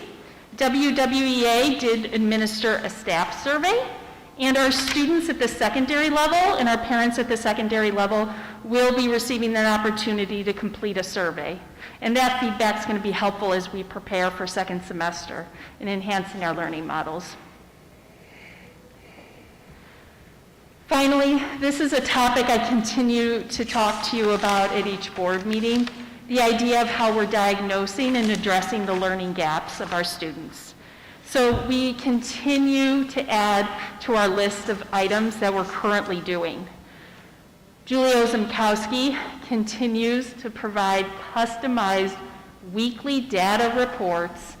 She works with the teams at buildings to generate exactly what they need so they can assist in identifying our students' needs. Additionally, even though we are on an adaptive pause, all our secondary schools have identified targeted populations of students that are attending in-person and learning now to better support them. And lastly, we've set up something new called the Middle School Day Academy program. This is for a small group of students that were having difficulty in the full remote learning environment. This is modeled after our high school day academy, where students are doing something called credit recovery. And so they have an opportunity to use Edgenuity to really review curriculum and courses, but they do have a case manager that's meeting with them synchronously to provide supports. And then we have items on our next steps list here as well. We're looking at targeted populations of students who could attend more than 2 weeks or 2 days a week for supports in our buildings. We're going to utilize grant funds to provide tutoring and support our disengaged students. We're looking at summer programming opportunities. And lastly, we know this is on the list. We just need to continue to monitor and think of and work through supports for our students in the long term. I have a question. If, with the lottery and the space limitations, do we expect to be able to accommodate all students that want to come back to hybrid? I mean, is there a possibility that we exceed capacity of the middle schools in total, and somebody who wanted to come back wouldn't be able to? I can't give you an exact answer now, but there's definitely space at every building in each grade level, but it's all dependent on a student's individual course sequence and the types of courses that they're taking. But our schools have most certainly gotten creative in terms of there might not be availability on an A, on a B day, or if you might want to take this course instead of that one. So. Yeah, and I realize until the numbers come in, we don't really know, but it sounds like we really don't expect that to happen. But it is a possibility if a slew of virtual academy students want to come back. Correct. We do not have the space for the entire virtual academy to come back. Thank you. Thank you.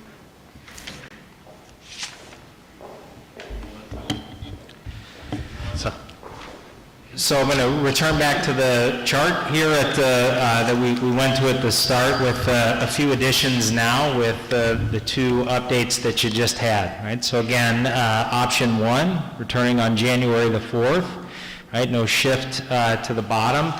I do want to note, just I think in the question that you heard, completing surveillance testing in advance of students coming into a building. So I think, Jim, you were asking a question that I'm not sure was entirely clear, but I just want to come back to.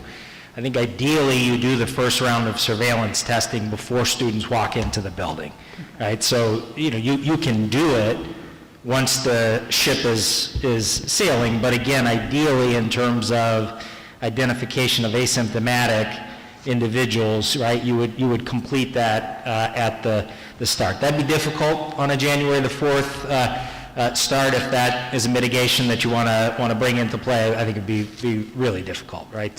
Just not only from time of execution, but just time of actually carrying out the logistics. Obviously, it's been identified that we do want to move and bring in that live streaming model. So. I just recognize that as a consideration as we're making the adjustment that while implementing live streaming from a technology perspective, we can order the technology and we will have that in ample time, but that is an instructional model shift. And again, just something to think about. I'll offer as a consideration as we go through these potential dates and talk about them. That does not mean that we couldn't start a hybrid model and bring into play live streaming as we've moved into that model. They don't necessarily have to happen simultaneously, but there will be some shift in that. I'll note that a shift in the schedule to hybrid as of right now does have an impact on the virtual academy schedule as well, because we have a couple of courses that are linked. We're looking into some options around that, because we've certainly heard from some virtual academy teachers and families about that. But right now, when we do make the model adjustment into the hybrid, it will adjust that as well. Again, January the 11th, that does obviously bring in to play the option of surveillance testing, I believe, in front of that January 11th start date. Same considerations in terms of learning, and then again, January the 19th, most certainly surveillance testing would be an option, right, as we're looking at that. So last thing that I'll just say is, as I turn it over and try to answer some of your questions or hear some thoughts or feedback from the board around the options that we're looking at, certainly as we have processed and worked through some of these considerations with our teachers and our teacher teams, there has been concern expressed about making this adjustment pre the end of the semester. The end of the semester, I recognize, is 2 weeks after January the 19th. So again, I think in fairness, I want to represent that feedback, that there has been some question, some concern about potentially that impact of adjusting learning model 2 weeks in front of the end of that semester break as well. Again, I think the reality of that, as I think the board has heard in stories and feedback you've received, is that learning models, remote learning, hybrid learning impact students in very different ways. Some have done well in remote learning environments, some have really struggled. So I think attempting to project how it's going to impact individual students in terms of right in front of the end of this semester, I think is a pretty individualized reality, but again, I just wanted to make sure that I shared that feedback or concern that came from our staff. Can you remind us when first semester ends on the current calendar that we've got going? 2 weeks after the 19th. I believe it's like February 1st, whatever that Friday is. So refresh me if I'm wrong, and I'll go around the room here in a minute, but when we converted the high schools to the live streaming model, there was a pilot period, right? Mm-hmm. Where those to work with those teachers to get them comfortable for that model. Correct. Is it fair to assume that we would want to do the same thing with middle school instructional staff, and would the high school staff be able to support them? Yeah, I think it'd be very important. I mean, we do have obviously a level of teachers that have gone through that transition, I think have learned from the live streaming experience, both positive and negative, and I think have a lot to offer. I think, Mr. Paulson, any time I think you can provide teachers an opportunity to get comfortable with the tools that they're using, I think that's beneficial. Again, exactly what that looks like, that could certainly mean that as we start a hybrid experience, we bring the live streaming technology in as an option that teachers can get comfortable with and utilize before we kind of move it to like the required mandate level of expectation. But yeah, I think in fairness, we'd want to give teachers time to make sure that they can get comfortable with the tool and have the support to use it. Okay, so I think I heard something about a possible special meeting next week, and Dr. Schuler and I have talked about this regarding the surveillance testing. I just want to kind of put that on the side for a moment because it might influence some of our discussion here in terms of the different options. So anybody want to kick it off, and then I'll just go around the table kind of in that direction and wind up with some really short comments for myself.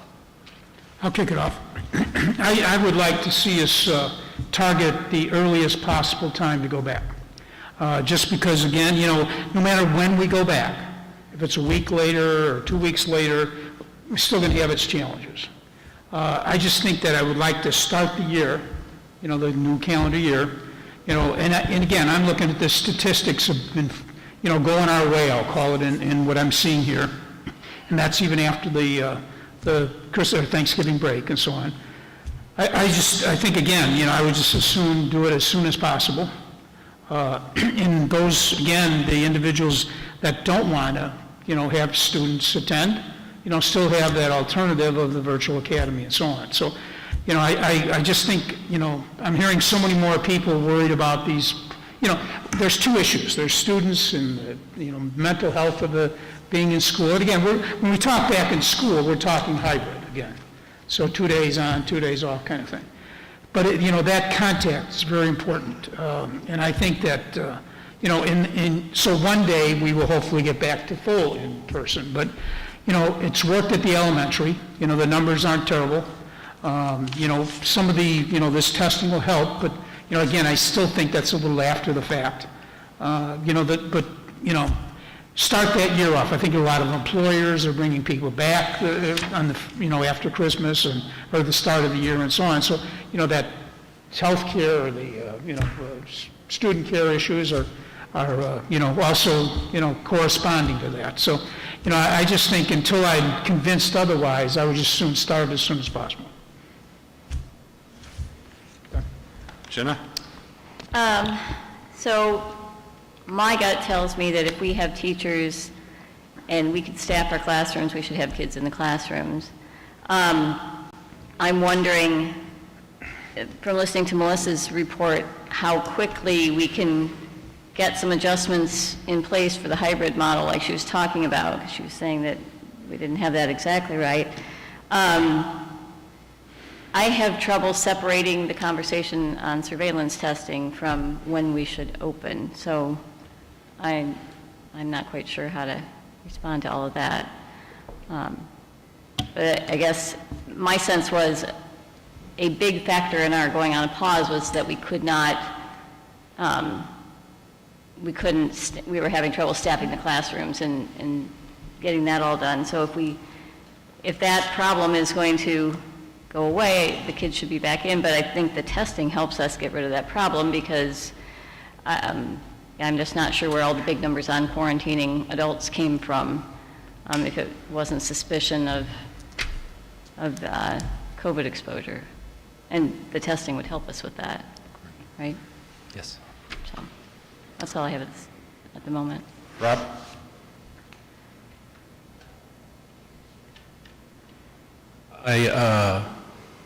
I share Jim's desire. That was my going in position. I have a bias to starting as soon as possible. I will counter that though with what we learned tonight.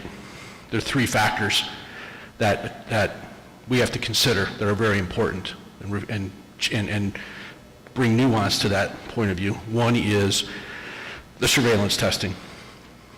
Two things I learned tonight. One is, while it doesn't eliminate, it strongly increases our ability to identify asymptomatic participants inside buildings. That's a big deal. Mm-hmm. I think secondly, my assumption, and we have to prove this out, that the testing will allow us to do a more focused pause if we have to. Yeah. I think that's a second very big deal. I know there's factors we have to work through on that, but I think those are two very big deals that we have to talk about and consider.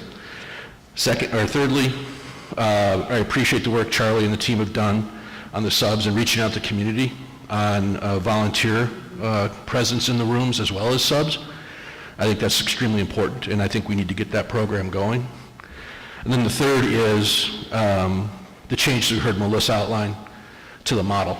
I think it's very important to get those done as well, because we've heard a lot of feedback on the effectiveness of the program. And I thought her statement about, look, this is not meant to be a substitute. It is an addition to what we do. And I think one, I love the fact that we're looking at it and trying to improve it. Secondly, I think it does us a disservice to not improve it before we come back. So I think all of those factors combined lead me to say, well, my bias is as soon as possible. I'd like to see those programs in place before we come back. And I believe, as I read the chart, the difference between the 4th and the 19th, so it's a 2-week swing to having those programs and not having those programs. So I'd prefer to have them. And I'm open to debate and discussion, but that's my current point of view after tonight. Yeah. Okay. Dave?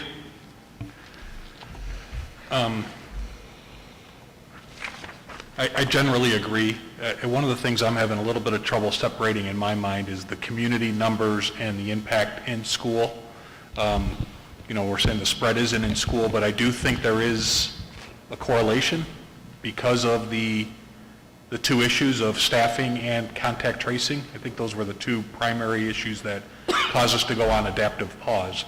And so if the community numbers surge after the holidays, we have a higher risk there. I'm also concerned about flip-flopping because of that. So if we push and we go back on the 4th, and then we go back to a full remote 2 weeks later, I think that's worse than delaying going back.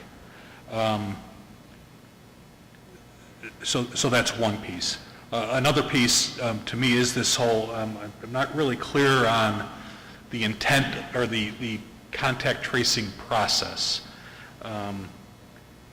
And based on the way the question Susan was answered, I'm not convinced that we would be able to fully implement that by the 19th, because it doesn't seem like we'd be able to pilot before the week of January 4th. Then we pilot, and then it could be a week or two before we could do the full thing. So I'd be a little concerned about that if there's a strong desire to have the complete surveillance testing before we go back. And if that means in order to do that, we're looking at the 26th or the second semester, then to me it becomes a question of, all right, are we going to just wait on the surveillance testing? And then I might be more in favor of the 4th, but I still have reservations about that. And then after we do the initial contact tracing, is the plan to do that periodically, weekly? Yeah, can I just clarity, you're talking about surveillance testing, not contact tracing. I'm sorry. That's okay. I got confused. Yep, that's okay. Just one quick clarity around that. So in the modeling that Dr. Campbell has done, they have, I guess for lack of a better word, tested out scenarios in terms of impact of surveillance testing. Obviously, it has the deepest impact in terms of immediate identification of individuals if you do it twice a week.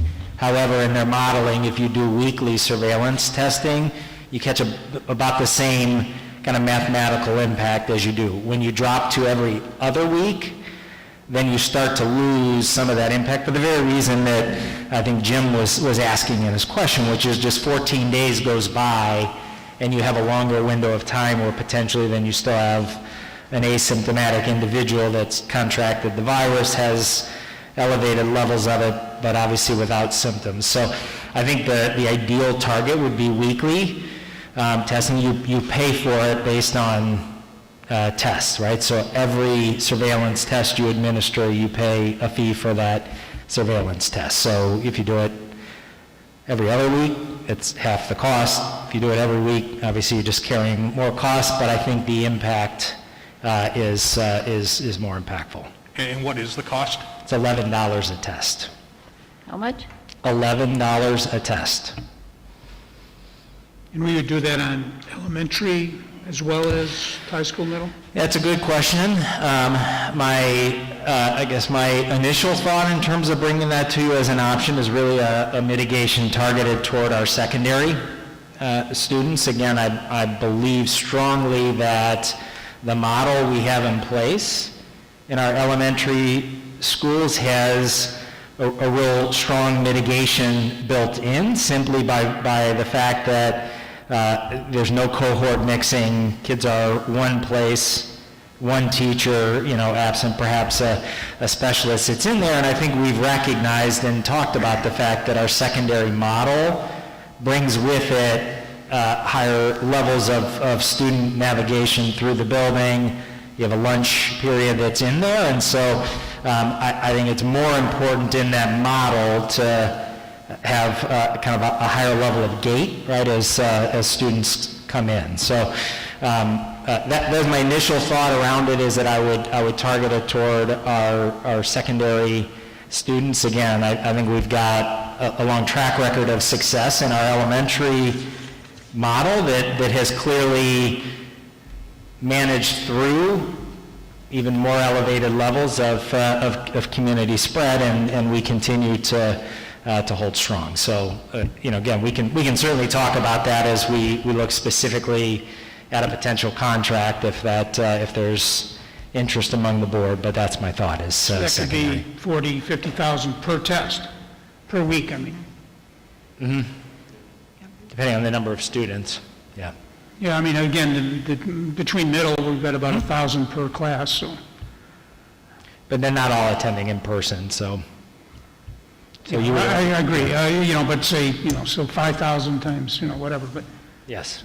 okay. I guess, again, going back to that, I hope the value would be there for that. Again, we are kind of monitoring this and, that potentially is going to identify whatever it is here, I don't know. We got 153 in our peak week at, the elementary schools, which is 4,000 students. Maybe that's not the asymptomatics and so on, but, this gets back to that, how much cost versus that the self-monitoring that we're hoping parents do. And, again, I guess it gets back to if we see the trend lines going a different way, it's going to be happening in the community as well, and we see all those statistics, and, Yep. I just, whatever. Yeah, and again, and I think just, counter to that is that you can't self-monitor what you can't see. So you cannot self-monitor the asymptomatic, thus I think the reason for that. And again, I think you continue to hear, I've hear more and more about testing in a variety of capacities. I mean, there are a number of different ways that school districts actually can go at the testing piece. This surveillance model is one model, right? There are other models where you can do actual, full COVID testing, antigen testing. There's a few different models that can be utilized. Again, they all carry a price tag that's a little bit higher than the option that I brought to the board tonight. But I do believe that continues to be identified as a really strong strategy to provide that gate to not just get kids into school, but to keep them there, right? Because again, once they're there, when you make that first transition back, because you have that weekly surveillance monitoring, I think it helps you to navigate through, the first 4 to 8 weeks of the model as we're still navigating through the end of winter and right the end of I think some of the problematic seasons. So, and Dr. Campbell mentioned, depending on how you look at the agreement, right? I mean, you can carry the surveillance testing to the end of the year. You can carry the surveillance testing until we clear other benchmarks that might suggest to you that mitigation is no longer necessary, right, as a part of the process. Susan, comments, questions? Yeah. Well, first of all, Dr. Schuler, thank you for a very detailed plan and for the options and all the work that your team has done. I greatly appreciate that. I want kids back in school. I want to be very clear about that. I want them in as soon as possible and as safe as possible. My sample size of 2 at home, one high school, one middle school, strongly portrays the need to be back in school on multiple levels.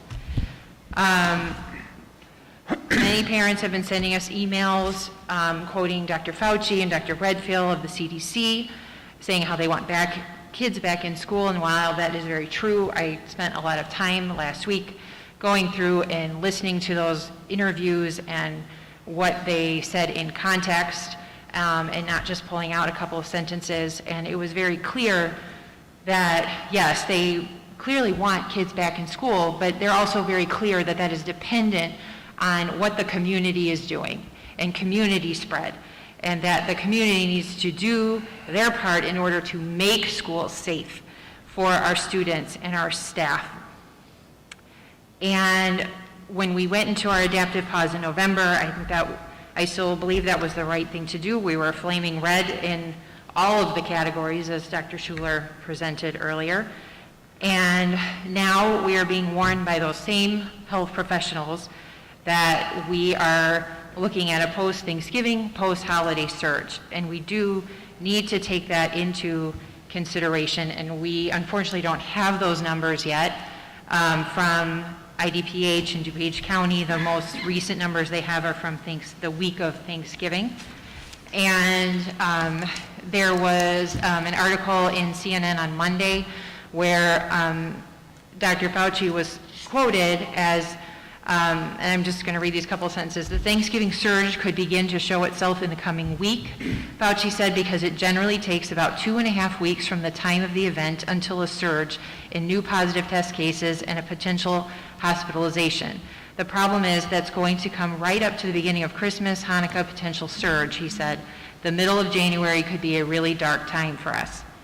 So if we're going to listen to Dr. Fauci and Dr. Redfield, we need to listen to everything that they're saying and not just pick and choose.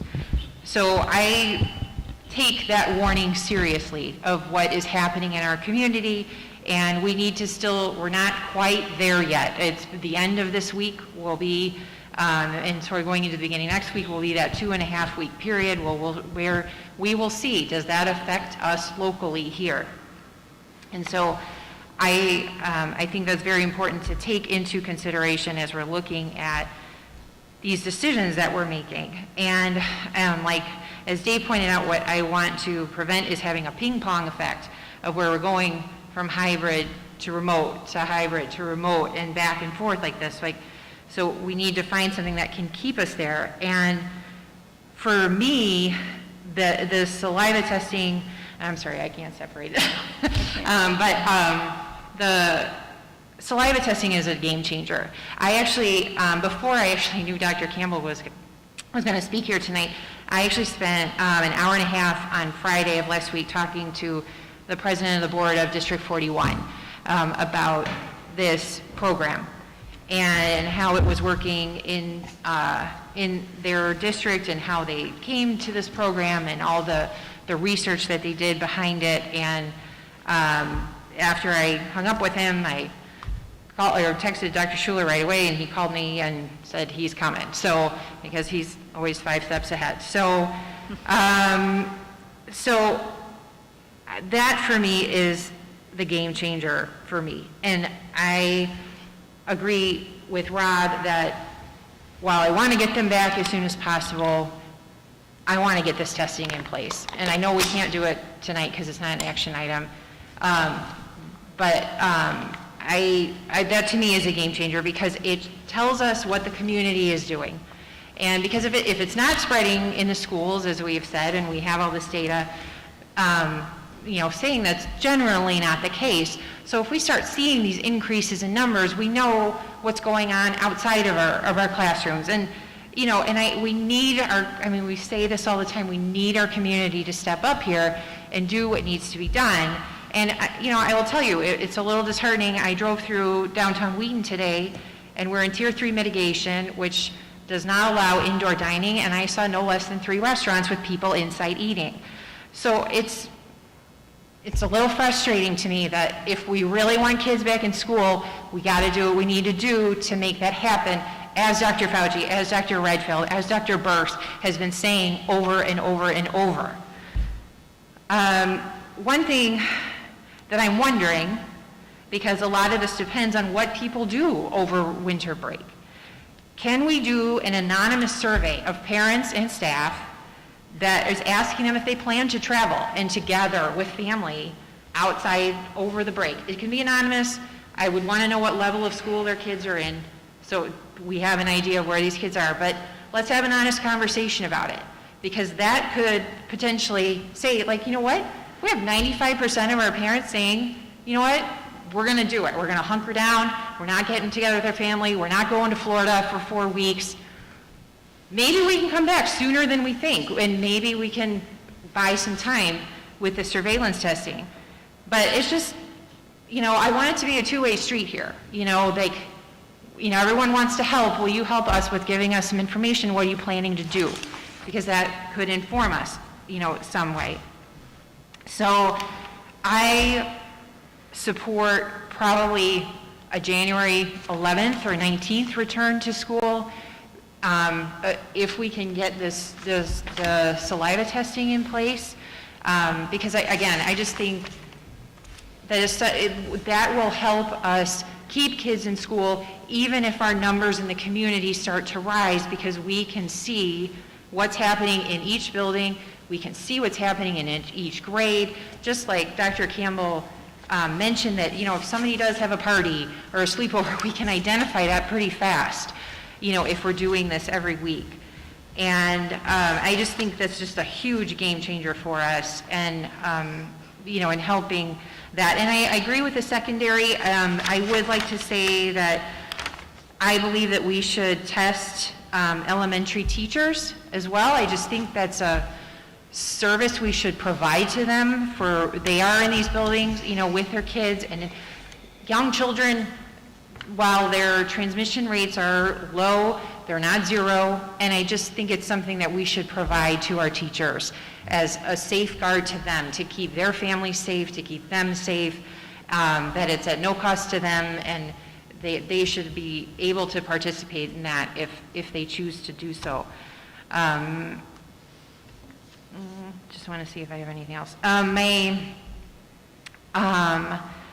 Couple other questions or comments that I have that we can maybe address is the virtual academy schedule. I know that we've had a lot of feedback on that. I don't know if there is a way to kind of, as we make a decision here, can we put something more solid in place for them, so they won't move as much, but again, hopefully we'll move to a model that we can stay in for the end of the year. But I just want to acknowledge that I do hear those concerns from our virtual academy parents, and would like to address that.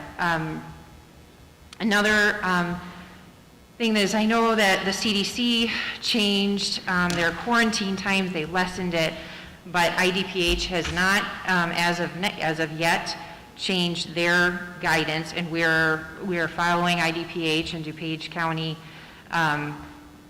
Is there an option to follow CDC instead of IDPH, or are we're an Illinois government institution and we need to follow IDPH? Yeah, so we really need to follow the exclusion tree guidance that's supported by our health experts. So IDPH, what they actually issued around that quarantine guidance, they recognized it, but I think in their feedback suggested for at least from what I've read for schools, they still recommend the regular 14-day quarantine. So again, we take our kind of direction and guidance from the DuPage County Health Department as that information comes to them from IDPH. Certainly, if that gets adjusted, we'll adjust that that quarantine period. But as of right now, it remains the way that it is. Okay, thank you.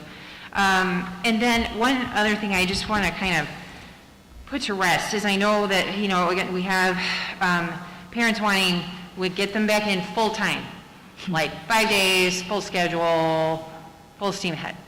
And I just want to address that again, that full time will not, please correct me if I'm wrong, that's what I'm asking, is full time is not an option until Illinois moves to phase 5. Is that correct?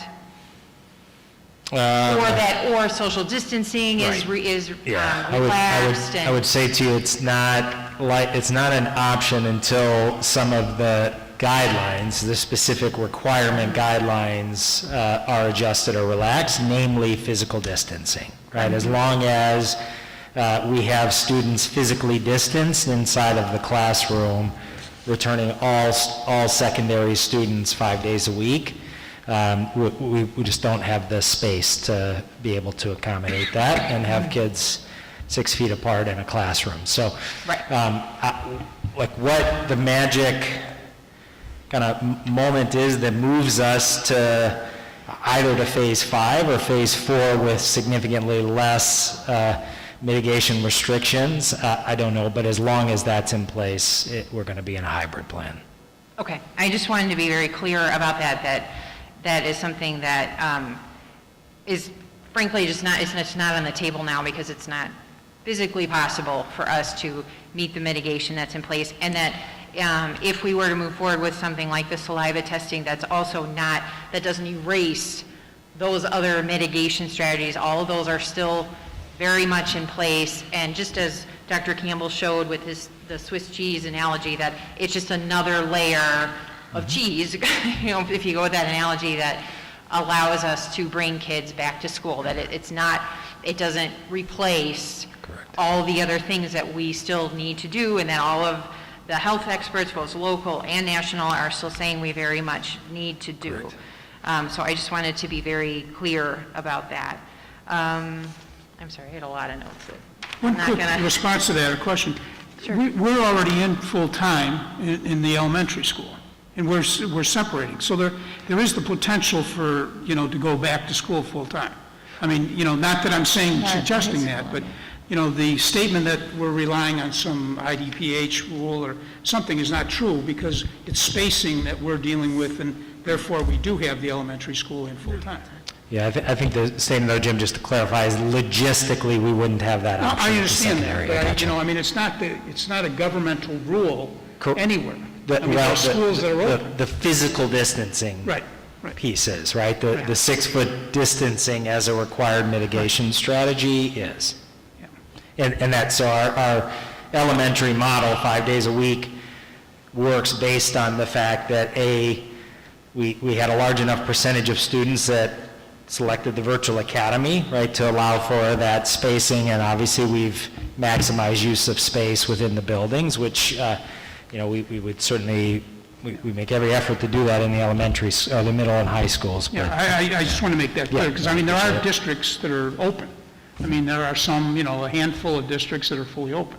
We talked about it earlier, some in Kane County and so on. Yeah, but they're in a hybrid. Right, okay. In a hybrid. Okay. Yeah, Jim, I don't think there's any districts that are full, I don't think there's any school districts fully open 5 days a week, 100% kids. Okay. But again, how about elementary? I mean, we are. Are we the only one? There is. I'm not aware of a lot of other districts that are in 5 days a week at elementary. A lot of them that are open in some version of a hybrid. So we have certainly provided our community the best opportunity that we've been able to do here. I mean, again, and we're concerned about these issues, but, it's, that's, we're trying to keep people alive too, so they're healthy, I should say. Yeah. Anyway, sorry. And that's the complexity of a K through 12 district, right? So, I understand. yes, we're doing it for our elementary kids, but the middle school and high school kids and the parents are feeling differently. Agreed. And that's the complexity of it. Chris? Okay, so I too want kids back as soon as we possibly can, and a piece that stuck out in my mind when Dr. Campbell was talking is a 24-hour turnaround. And so a couple things that my brain was thinking is, can we do a pilot over the holidays where we ask for some volunteers to do so and get our pilot done, so that maybe on January 4th, we could distribute to middle school. If it's a 24-hour turnaround, we could feasibly start that Wednesday. Then we could do the high school, and then feasibly start on the 11th. Based on what criteria? Would we have a criteria that we were hoping to reach that says we only have X percent of positive readings? I'm not understanding. Well, if you're saying we could do the testing and then we could open the next day, it's not just doing the testing, it's what does the testing tell us? No, I think it's that we know who needs to not come back on that day when we open. So that's the whole point of the testing, is to say, you need to get another test before you can come back to school. Right, but is there some level at which it's just too high, we're excluding too many, and therefore, never mind, a level that tells us that we're not ready to reopen because we have too much possible exposure within a community? Which I guess comes back to the same question of, and I'm sorry, I was trying to avoid the surveillance testing in making commentary, but I just don't know how to do that, because I think one of the beauties of it too is suggesting that we don't have to pause our entire district if we can zero in on any pockets of concern. Yeah. And just, one middle school is just not ready to come back because there's too much going on there, but the other ones can move forward. Yeah. Or is that even possible? Because now we're talking about two different kinds of instruction within our district. Yeah, no, I think it is possible. Again, I think that is a piece, and I just the clarity, and I'm sorry, Chris, because I know we kind of interrupted your feedback piece, but you can extract or pull back your thoughts around surveillance from the whole kind of target return date. So if just as we went around and I think board members were identifying dates, what you're thinking around the value of surveillance testing, and if we do want to do that, I think has to be linked into the date that you target. Because I guess I would tell you that if you're going to do it, if you're going to utilize surveillance testing, it needs to be linked to, I think, a window of time where you can do that first round of surveillance testing in front of students returning, right? Like you need to make sure you've got enough time to have a distribution window, get the samples back, get them to the lab with 24 hours in front of potentially when school resumes. Districts that are using it do or have looked at criteria. I think Glen Ellen, actually 41, employed the services of another individual that kind of an infectious disease expert that I think helped them set, I believe it's a gate of 3%. So if their findings come back less than 3% within the targeted test population, they're good from a surveillance perspective, but then they still obviously utilize the results to work with individuals that would need to be quarantined, isolated, or kept home from school to get confirmative testing. So I think you can use it in both.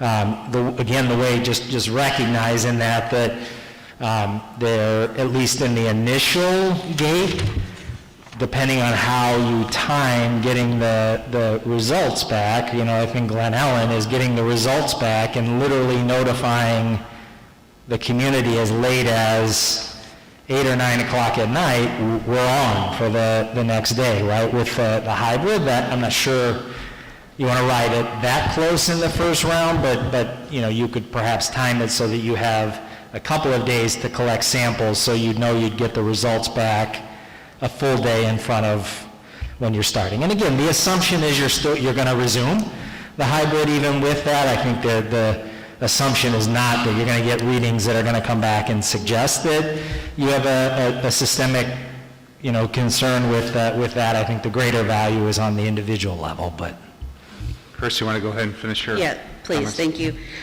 So I guess, too, I'm wondering, staffing was a big reason why we pulled back before.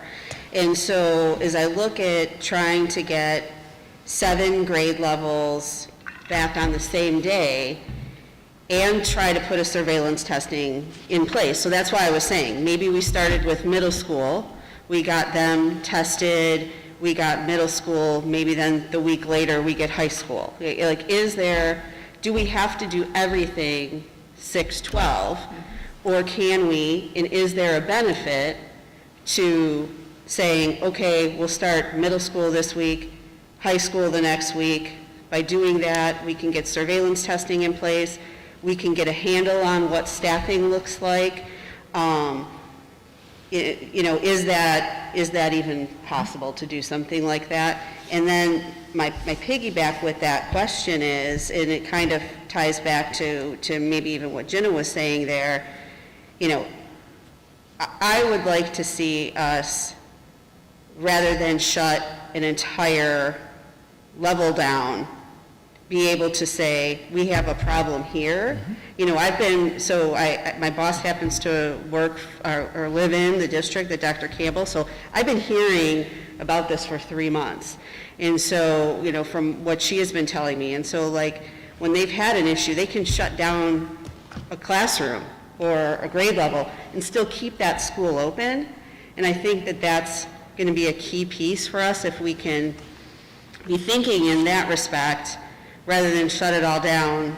I'd like us to try to make that effort of let's shut down where it is problematic and keep the rest of it going if it's okay. So I'll let you before I go on with my next question. So. Sure. It's possible. Yeah. I don't think I don't think you have to bring both levels back at the same time. And again, just from a process perspective, I come back to under what conditions are we returning? If we were returning to exactly the same thing that we were in last time with the hybrid model, that may not be as important as we're bringing in new opportunities such as surveillance testing to phase in a level at a time is probably useful from just working through the logistics the first go around. I mean, again, that, in talking with 41, that first logistic of getting the test samples out to everybody and then getting them back before students have actually physically come into the buildings that's a pretty big logistical feat. And if you're thinking about middle and high school, we're talking about perhaps 4,500 test kits that are going out. That's a big logistic. So this is where we can talk still even about like substitute and staffing and that issues. Okay. So I will point out one thing, I'm sorry, before you go, right? So again, I recognize and I hear in the feedback from parents, I recognize and I hear parents that have said, use our help. So that is one place, again, I want you to recognize that with the samples, while they are tied to individuals, that's through a barcode that nobody would know by looking at the kit itself. So simply the preparation of 4,500 test kits, we could certainly use an army of volunteers to support that effort if we go that route.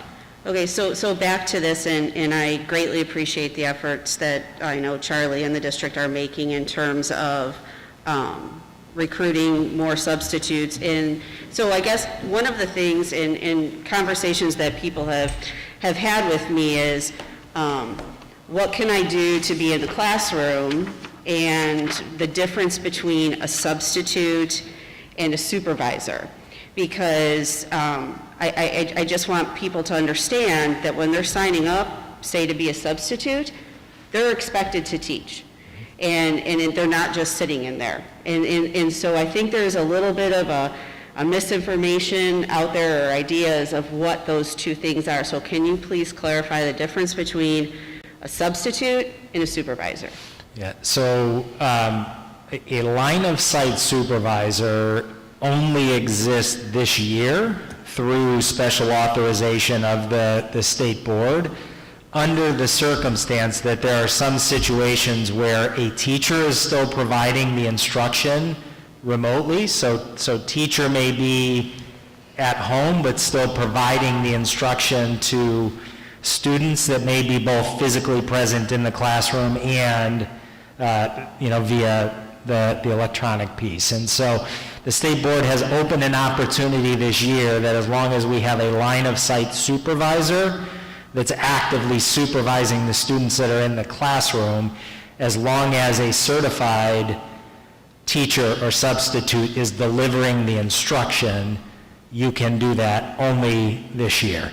In every other circumstance, in order to be a substitute, you have to have a substitute certificate, which again means you are carrying out the teacher's lesson plan for that day, along with obviously assuming the supervision of the student. So even a line of sight supervisor, though, is responsible for the management of the class and the supervision of students and ensuring that the students in the classroom are obviously following the instruction of the teacher who may be remote. So again, in situations where we do not have a teacher doing that reverse streaming into the classroom, we have to have a substitute. We cannot have a line of sight supervisor in that situation. We can only have a line of sight supervisor if we have a teacher who remotely is providing the instruction to the kids. Thank you for clarifying that, because I don't think everybody necessarily understood that. To piggyback on Susan's comment about the CDC guidelines, I guess, what can we do, or is there anything we can do in terms of working with ISBE and IDPH to find out, maybe in the next week, or are they even considering making those changes? Because the quarantine issue drastically affects our staffing and everything, our students. We have students, or we have, the way that the quarantine is working now, they are in quarantine longer than the people who are positive. Yeah. And being able to come back. And I mean, that just makes no sense. So, you know, if we could find out, is there something in the works? Because I think that also drives our return date as well, in finding out that information. And then you commented, one more thing I just want to make a comment about. I know you mentioned, you know, some staff at the secondary level is looking at, would prefer a semester break. You know, it's a cleaner start, or those thoughts that are behind it. My concern right now is students, and our students that maybe right now are feeling like they're failing as a student. And by coming back as soon as we can, they might be able to have some closure on a positive note versus feeling like I failed that semester. And so that's my wish in terms of them coming back, is giving those students that opportunity to maybe move forward, get what they need to be able to end the semester, the quarter, on a positive note. So that's why, while I respect our staff and what they're saying, and it does make sense, I think, in some respects on paper, I still go back to our students and maybe what's best for them right now. I know that this is challenging. One more thing I just remembered. I know that, and I respect, Rob, you had mentioned about the live streaming. I do think that's going to take a while to be able to get up and running. I think we have the opportunity, even if it's next week, in getting some of our middle school teachers. We have our department chairs in our high school level that maybe don't have those supervisory opportunities. They have more supervisory time within their schedule versus actual classes. Maybe they can be going into the middle schools next week and even start testing, you know, like sharing ideas and giving, or middle school teachers to be able to come into the high school and start learning from each other and get a jump start on it is a way. And while I would love to have it in place right away, I don't think that's a deterring factor for me to get students back. I think we can get students back with what we were doing and phase that in as soon as we can. So those are my thoughts. Okay. Well, my comments are essentially what a few people said. I'm going to say it a little bit differently, though. You know, I don't know what the magic date is. You know, we've got January 4th, January 11th, January 19th. To me, the magic date is June 10th. June 10th. And I want students to come back as fast as possible. Whatever steps we need to take to make that happen and to sustain in-person learning all the way until June 10th so we don't have to flip-flop, I'll get behind it all. That's kind of the perspective I want to take. I want to bring kids back as soon as possible and make sure they stay there until the end of the school year. That's my objective. In terms of the middle school model, I think I agree with what you were saying. I want to get them back as quick as possible, and if we have to then launch, you know, under the current hybrid model, and then launch the streaming option, the enhancements at the beginning of the second semester, if that makes them more comfortable. We've heard a lot from the community about changing middle school schedules. I would be supportive of that. I don't see the surveillance testing as a prerequisite to bring kids back. I think it's fantastic. I will support that. But I don't want that to hold back if all the other chips are kind of laying out properly, I don't want that to be the hindrance. If we can get kids back a week earlier, then I would support that. You know, beginning of this meeting, I looked back at our mission statement. And our mission statement is to inspire, educate, challenge, and support all students to reach their highest level of learning and personal development. What we are doing right now is providing hope. we have to provide hope to our kids. So all that's super important, but we need to take some actions to provide hope to our kids, our students, our parents. And so I'll just go back to what I said. I'm totally supportive of bringing kids back as soon as possible, and whatever steps we need to take to have that happen and keep kids in person until June 10th, I'm behind it. So with that said, I just kind of want to wrap it up. I think there's value in a special meeting next week in a couple of sense. Certainly, if we want to consider an actual proposal and have a further discussion on the surveillance testing, that would be important. I really believe there's value in that extra week of data following Thanksgiving. I mean, if we continue where we are, that should give us some confidence, hopefully, that, after the winter break, maybe we can be a little bit more informed. And I think it'd enable us to kind of process all this and have a more informed discussion about what option, or maybe there's a revised option with 2 different dates. I think it's super important we give our community an answer as early as possible, but I don't know that it needs to be tonight. I think if we get that answer to them, before winter break, I think there's value. I mean, we're talking 6 days or 7 days for the value of June 10th. I want to make an informed decision and consider that additional data, consider the surveillance testing, and if there's enhancements to the plan that come forth, and maybe there's other conversations we have to have, I would propose we have another meeting next Tuesday. I know there's a CAC meeting next Wednesday, special meeting to further discuss this. Any other? Did you say Tuesday? Or Tuesday? Next Tuesday. The reason it's not next Wednesday is because we have a CAC meeting that I night. just didn't know if you said Tuesday or Thursday. Yeah, Tuesday, I don't know what that date is, 15th. December 15th. So if we many make a days decision notice? that night, we'd be able to get communications out to the community on Wednesday the 15th or 16th, and that's a few days before we start winter break. Yeah, 48 hours is your question. 48 hours, As long so as we we can posted make 48 hours, you're fine. Yeah. So we couldn't have it this week because we don't have time to do it Friday. Because of the 48-hour window to post the meeting, we couldn't post it until tomorrow. So we could do Monday. I think there's value giving Dr. Schuler some additional time to get stuff in place for that meeting Tuesday. So is everybody available for a special meeting Tuesday evening? We have to look, right? What's that? I'd have to look. Maybe. We need to have a meeting, there's no doubt, right? But Yeah. Yeah. Yeah, yes. I've been quarantining, so I'm good. I don't go anywhere. So are you, Not I'm sorry, quite. Rob, Sorry, you got to check your calendar? hold on.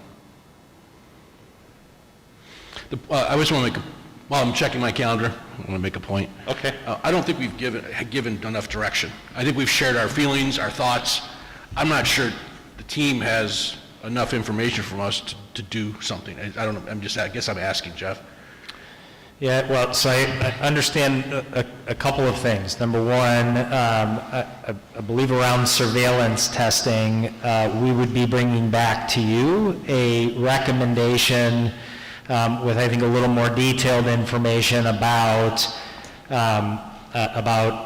the timeline we believe we could follow to get it implemented, right? So I think there was some question tonight, and obviously we've got to work with Dr. Campbell, not only on an agreement, but on a realistic timeline of, if we enter into an agreement on Tuesday of next week, what would that look like in terms of a potential implementation timeline to make sure that we could pilot and roll out, right, the first piece. So I think surveillance testing is one of them. I guess I heard some thought or feedback tonight around the fact that adjustments to the model, meaning the live stream change at the middle school, does not necessarily have to be intricately linked to the minute we return to the hybrid. So we could kind of decouple the adjustments to the model from when it is that we come back and return. And, also look based, again, I think the implementation of the surveillance testing, I think, is critical to how we roll students back into school, and whether that all happens same time, both middle and high school, or perhaps in some type of phased in piece. But I think what I'm hearing from the board, I believe, is you want kids back as soon as we can get them back in. But I believe that there was pretty significant interest in the surveillance testing as a mitigation for kids coming back in, right? So I can bring you kind of a revised recommendation from the options, looking at how soon we believe that can happen. If we can make it happen on January 11th with that piece, we will certainly do what we can. So I think the framework that the team laid out is very good. It gives us 3 choices, right? And it tells us of those choices what we can and cannot have by those 3 dates. I think it's very specific. I'd like to keep that framework, right? Mm-hmm. And so I don't want the criteria to change because I think it's right. I think we have to have a conversation about what is optional and what is required, meaning from the board. Mm-hmm. We haven't given you that yet. Right. We've just been talking. So I think we owe that to the team. Is that? Yeah, I would agree. And I guess the 2 pieces that I would say, the piece about like option and required, really the 2 key elements are surveillance testing. Do you want that? And that will impact kind of the phasing in. And then 2, just the issue of adjustments to the model, like the live streaming.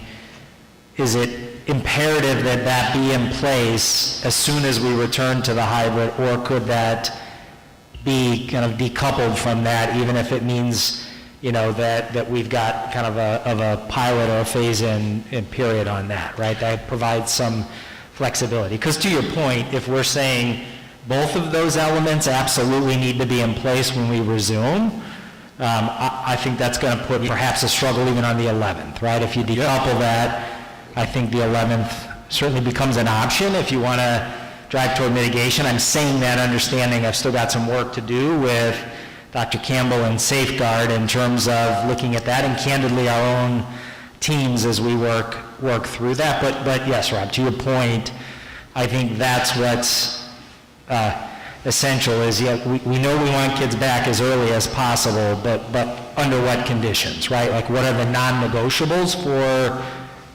that return that I think would allow us to kind of refine the recommendation that we bring back to you next Tuesday. Very good, thank you. I would also say, add to that potentially a staggered approach would be acceptable as well. And then, and I think the one other item is what would prevent us staying in? Mm-hmm. What criteria? You mentioned a 3% testing. And that's everybody, because positivity rates are 10 and 11 and 12, but those are only those that are tested. Mm-hmm. So we can't link those together. And so I guess, if we're going to do the testing, is 3% a reasonable number? I don't know what the relationship between positivity and actual occurrences are in the whole population. Yeah, and I would want to bring back to you a kind of a carefully thought out recommendation on that tied to the surveillance piece. But again, I guess just in the big picture, right? Like bottom line is, I think the goal is the degree to which you can really narrow the focus in terms of who are we immediately concerned about. Obviously, the more you can narrow that, right, the better, right? If we're using only broad-based community data, well relevant, right? If you're looking at DuPage County data, DuPage County is a big county, and actually even if you look specifically at municipalities within the county, there's great variance in terms of like what municipalities are experiencing in terms of case count and positivity. And so it's relevant, but the degree to which you can shrink it to, the most significant concern with the mitigation of spread in our schools is knowing who's walking into our school every day. Right? The more we can narrow that area of surveillance, then the stronger the mitigation is, right? Like and so to me, that's the point of it, right? Is is that, absent surveillance testing, then we rely on those other data systems that we have. And right now, the most we can narrow that in is through the use of the Northwestern site and the zip code specific data, because it's more narrow than the county, wide data, which is more narrow than the statewide, right, data system. And so I will come back to saying if we can narrow on that level, I think we have the best indicator of health of our students and our staff, right? Like that is the best piece that we can get. But I will certainly formulate for you, I think, the way that we would look at that. But I would again come back to saying that I think that the goal with very specific data, much like our own data tracking systems that we have right now, right? I can tell you where we have positive tests and at what school, right? But that's all I can tell you is where we have positive tests. I can't necessarily tell you how many asymptomatic students or staff, do we have, right? That gives a little bit broader sense of the health of that particular community. But if we have it, we can narrow those closure decisions. So I think it does address the issue of getting us back into the gate, but then keeping us there, right? If we keep when we talk about the statistics that are in your charts there, would those be available on Tuesday, or do we need to wait till Wednesday because of that? No, I have them Tuesday. You will have them? Yeah. We'll have Tuesday. We'll have updated data. So I think what you're talking about in terms of likely the Northwestern, the zip code specific, that's updated daily. Page 2 of your report. That's updated on every Monday from the DuPage County Health Department. But the other charts, right, that show the zip code specific data, that's updated daily. All right, so if we met Tuesday, it would be available? That would be updated as of Monday. Because that would be potentially after the Thanksgiving, whatever, bubble or whatever. So, I mean, that, so. Yes. Okay.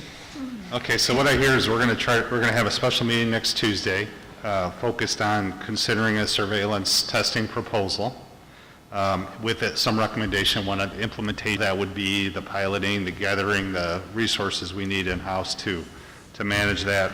Update on an additional week of data that we've seen from today through next Tuesday, probably more like next Monday by the time we present that. And then maybe consider some data or metrics that might lead us to an adaptive pause based on the results of some of the screening that we do with the surveillance testing. Okay?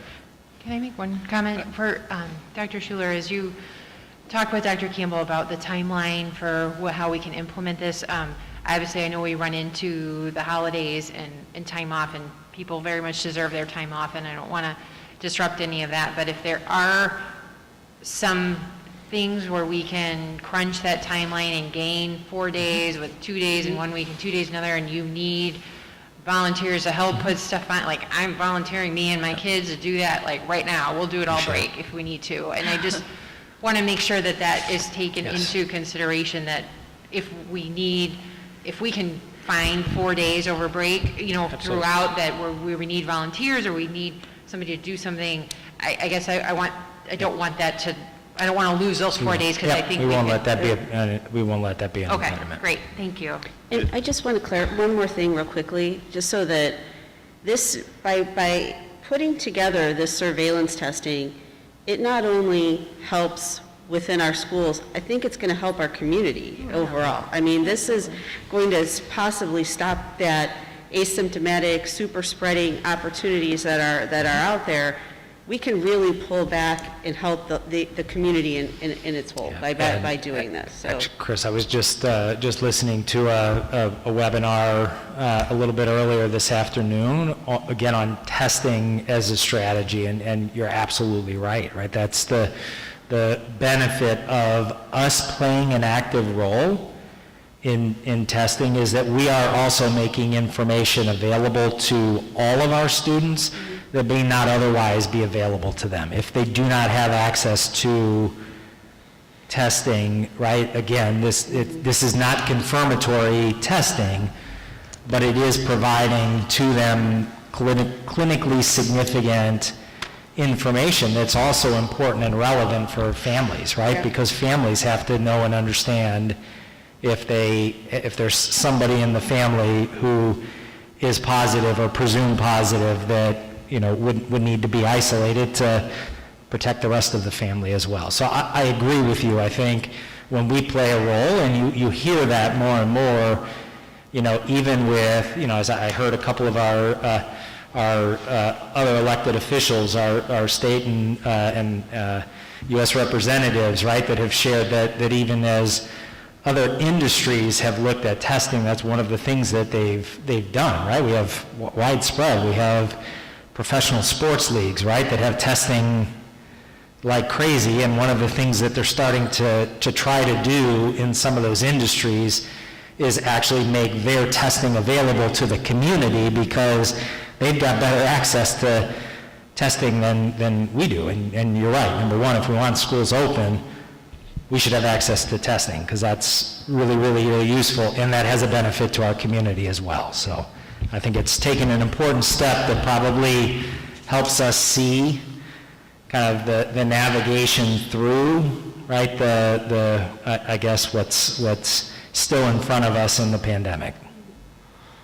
Okay, I forgot, I need to add two things to the conversation next Tuesday. One, kind of a strategy about the middle school instructional model, whether we can disconnect the return to school date and the implementation of that. And then finally, a concrete recommendation from you and the staff on what the target return dates are. Correct. That make sense? Mm-hmm. Okay. Everybody good after that almost 2.5 hour discussion? I know, I think those last 2 points were in response to the points Rob brought up about the specific guidance, but shouldn't we be doing that tonight to prepare for Tuesday? Or do you think Tuesday's soon enough? In other words, to speak to that specifics on surveillance testing and decoupling the live stream for middle school. Yeah, if you haven't done that, do it now.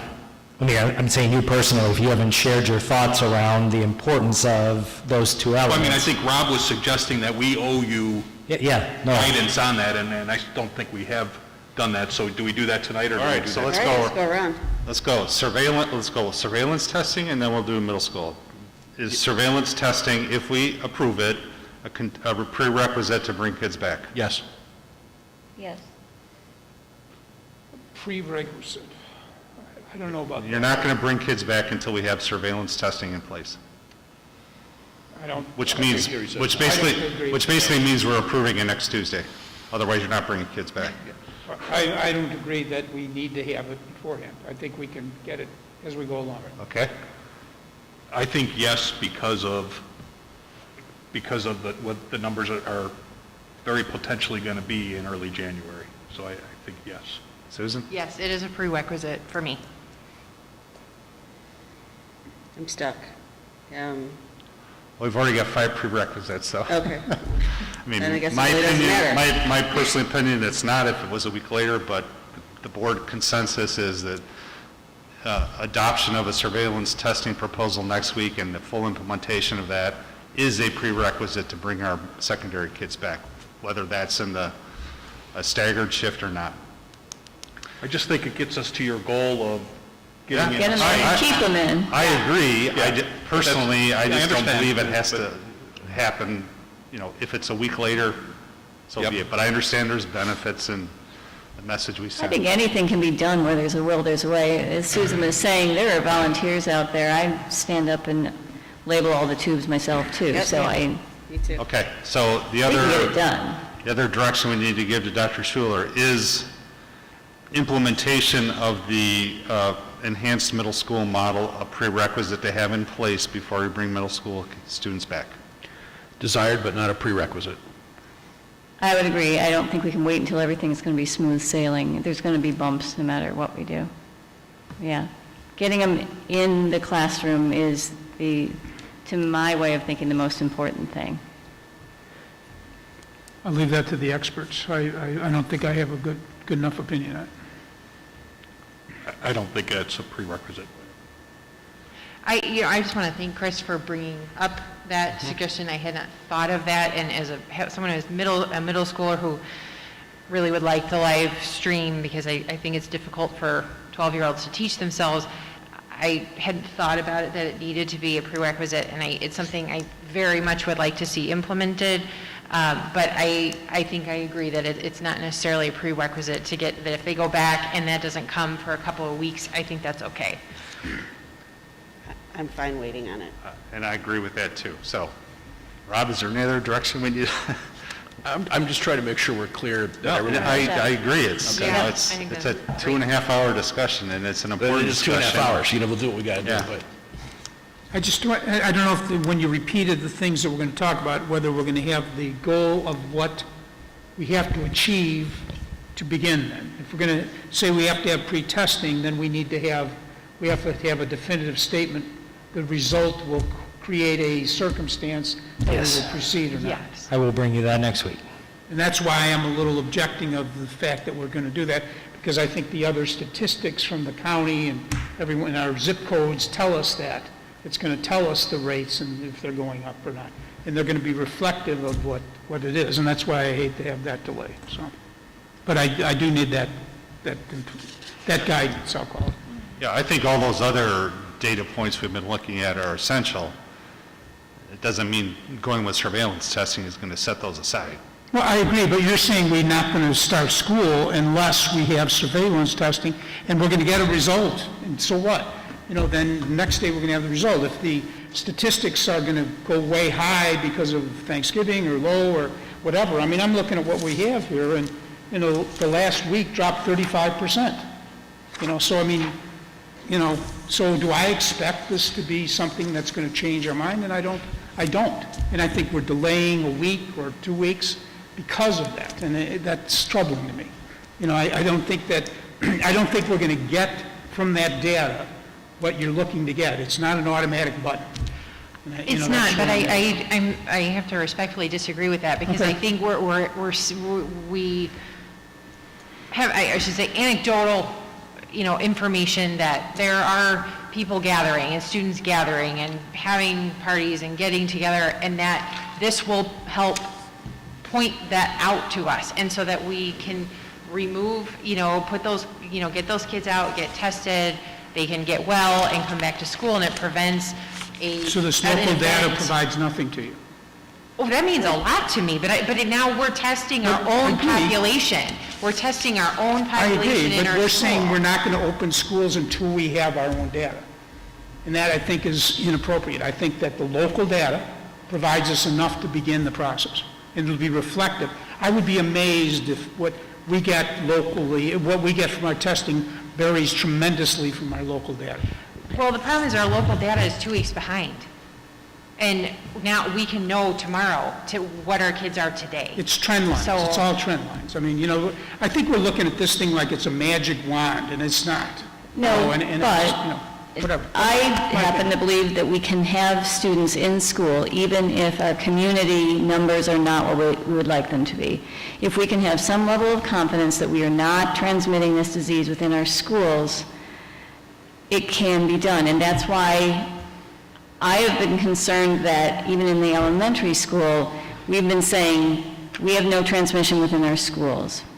Yet we have children and adults in the elementary school who are coming up positive, but we are finding some confidence that they came up with the disease somewhere other than in school. I think the surveillance testing can help us identify those asymptomatic carriers, because maybe some of those people did get it in our schools, but we didn't know that those people, nobody knew that they were passing the disease. Asymptomatic carriers are destroying our communities.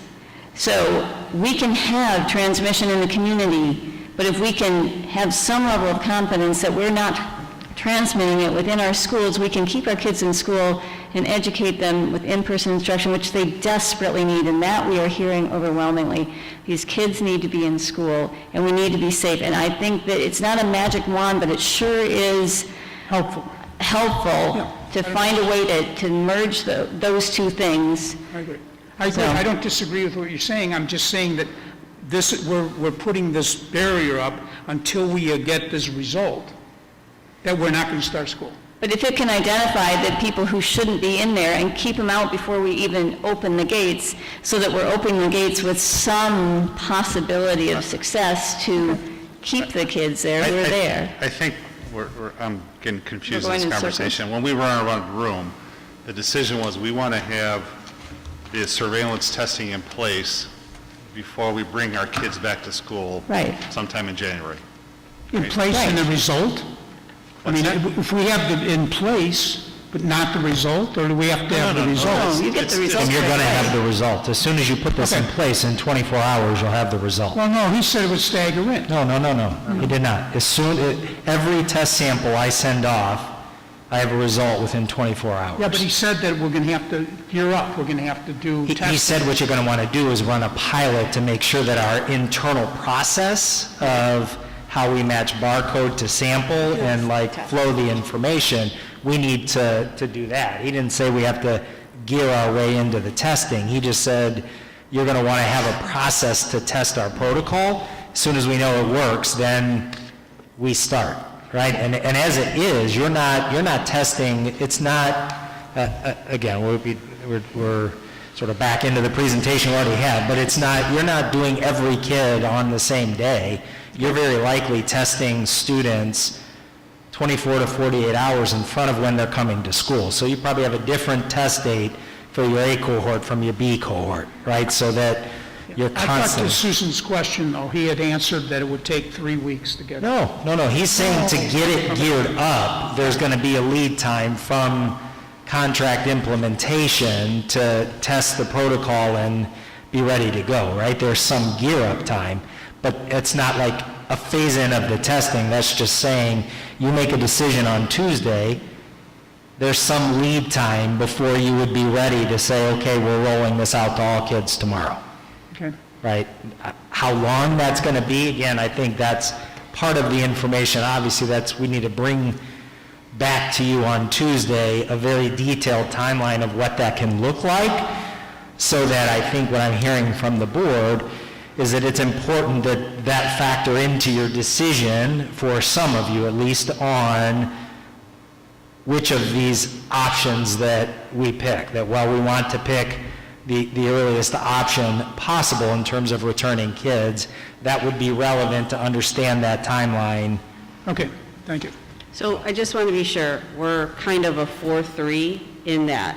Am I right in that I'm understanding it was, you wanted it, Rob? Jenny, you wanted it? Jim, you don't necessarily think? I don't think it's the criteria Yeah. before. Dave, you wanted it. Susan, you wanted it. I don't necessarily think. Brad doesn't necessarily think. We're kind of Right. It's close. 4-3 on that. So, Yeah. Yeah, I mean, so... Yeah, just to The put intent the intent was to give direction, which I think Right, that's what we yeah. achieved that. I think we're good. Okay. Well, it's a great discussion. Thank you for all the preparation and the changes that we threw at you earlier in the week. I think it was very informative, and I think it sets a good path forward to next Tuesday, and hopefully bringing our kids back to school and teachers back to school as soon as possible in January. Okay. I guess that ends the oral reports. Next up on our agenda, we have 3 action items. The first one, and the biggest one, I believe, is the acceptance of the 2019-2020 audit. I turn it over to Dr. Schuler, who I believe is going to turn it over to Mr. Farley. Mr. Farley's headed up toward the podium. We are again going to be bringing somebody into our meeting, John.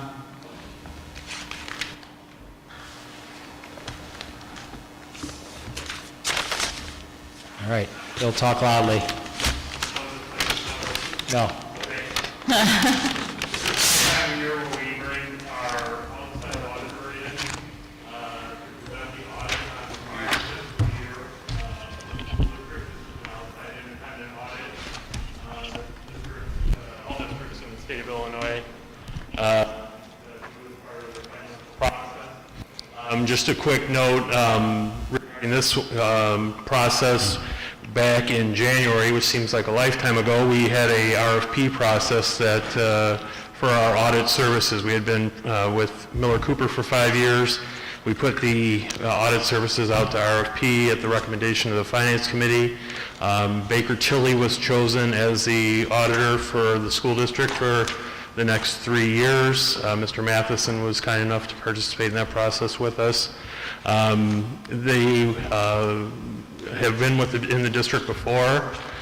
So Susanna, who you're going to see on the screen here, has worked in the district prior. So we're fortunate to have her back with us. Just want to thank, special thanks to Kim Funkhauser in my office.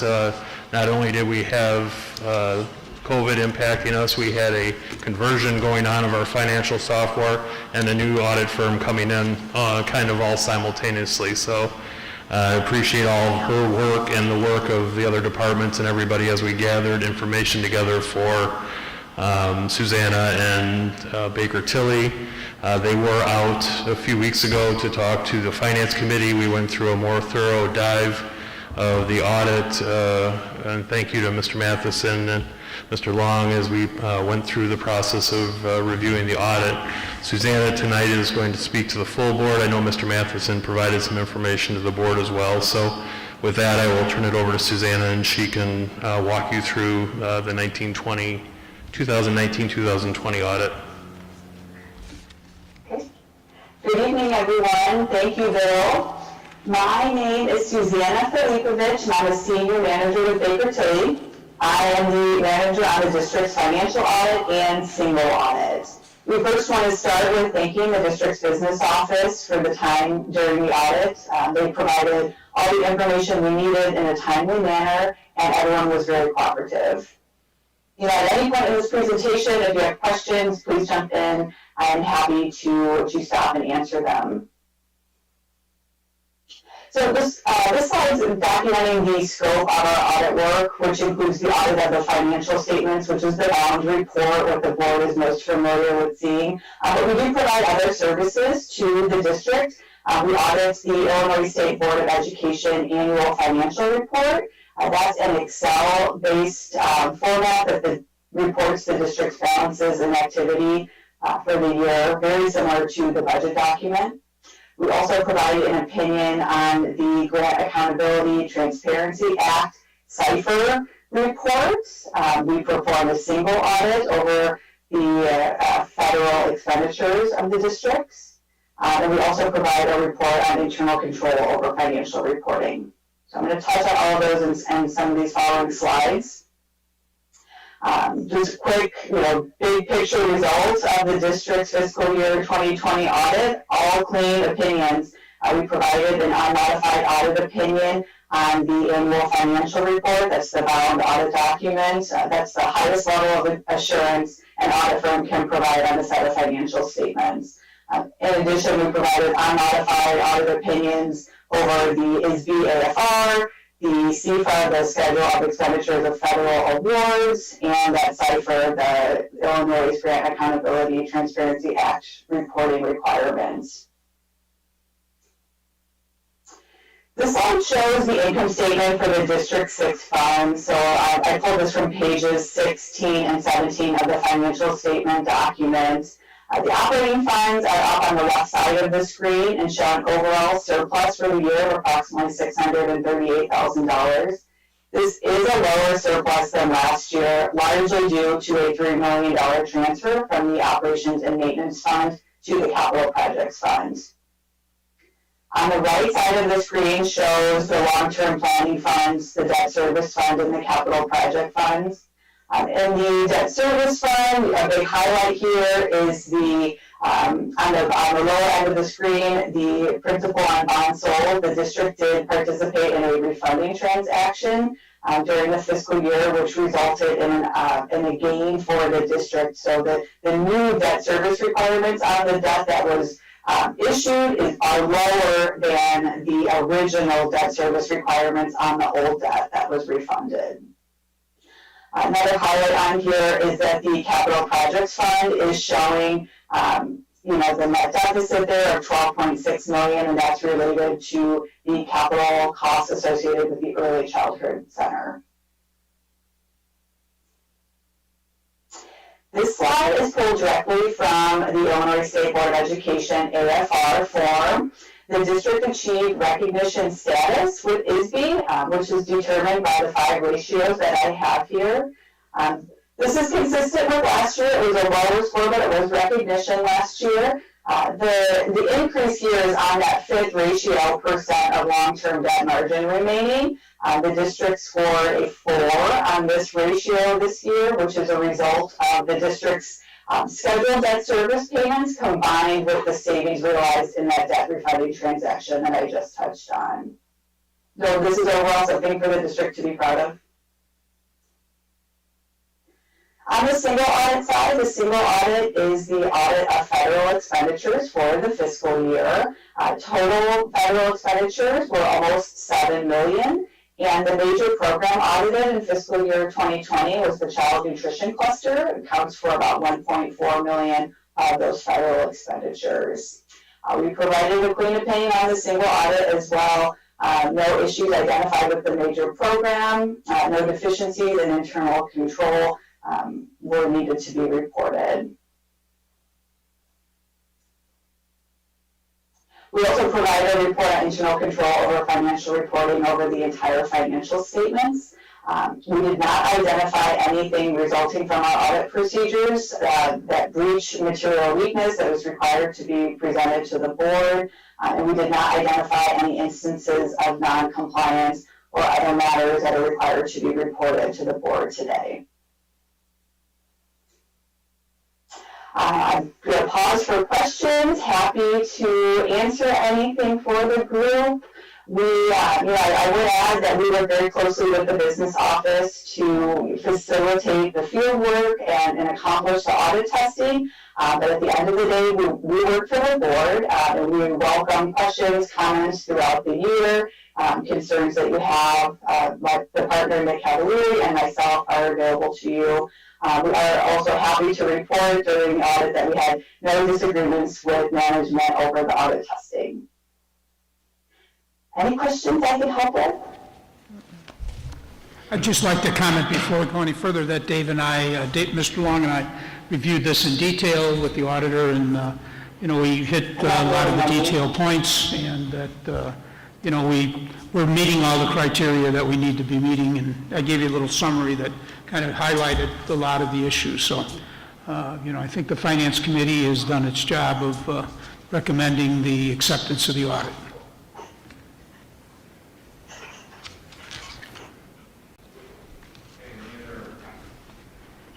Or comments or questions from board members? Comments from Mr. Farley? No? All right. Okay. Can I have a motion and a second to accept the 2019-2020 financial audit prepared by Baker Tilly US LLP? So moved. Second. Moved by Mr. Long. I'll second. Seconded by Mr. Matheson. Mr. Hanlon, would you please call the roll? Mr. Long? Yes. Mr. Matheson? Yes. Ms. Wheaton? Yes. Ms. Crabtree? Yes. Ms. Erickson? Yes. Rob Hanlon, yes. Mr. Paulson? Yes. Okay, the 2019-2020 financial audit has been accepted as presented. Thank you for your work. Wait, I'm sorry, I think I were on mute. Were there any questions I could help with?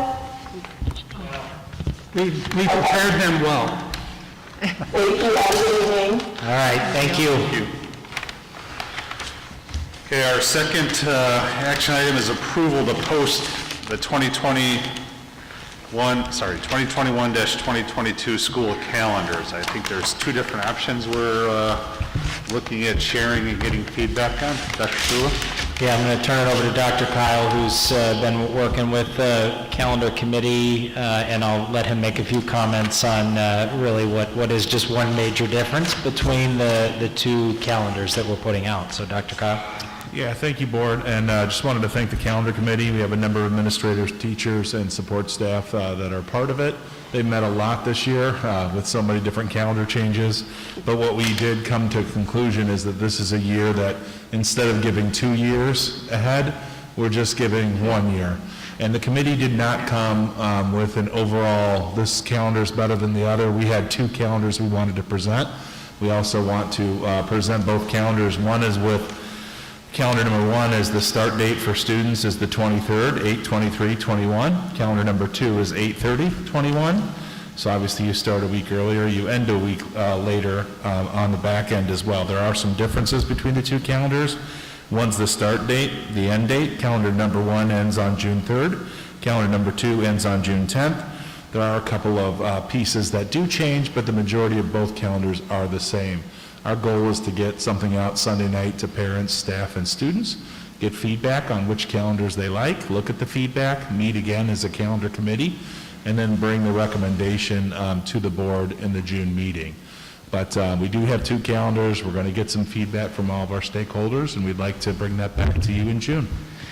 Can I just one comment on, I guess, the why of those calendars? So over the last cycle of doing calendar, the board worked very hard to get that first semester to end before winter break, and you know, a lot of that was tied to the finals experience for students and a lot of that. So neither of these calendars will do that, right? Both of these calendars start at least a week later than what we would need to start for that change. But I just think there's a couple of considerations we have to recognize. One, we are ending this school year fairly late because of the delay in the start of the year.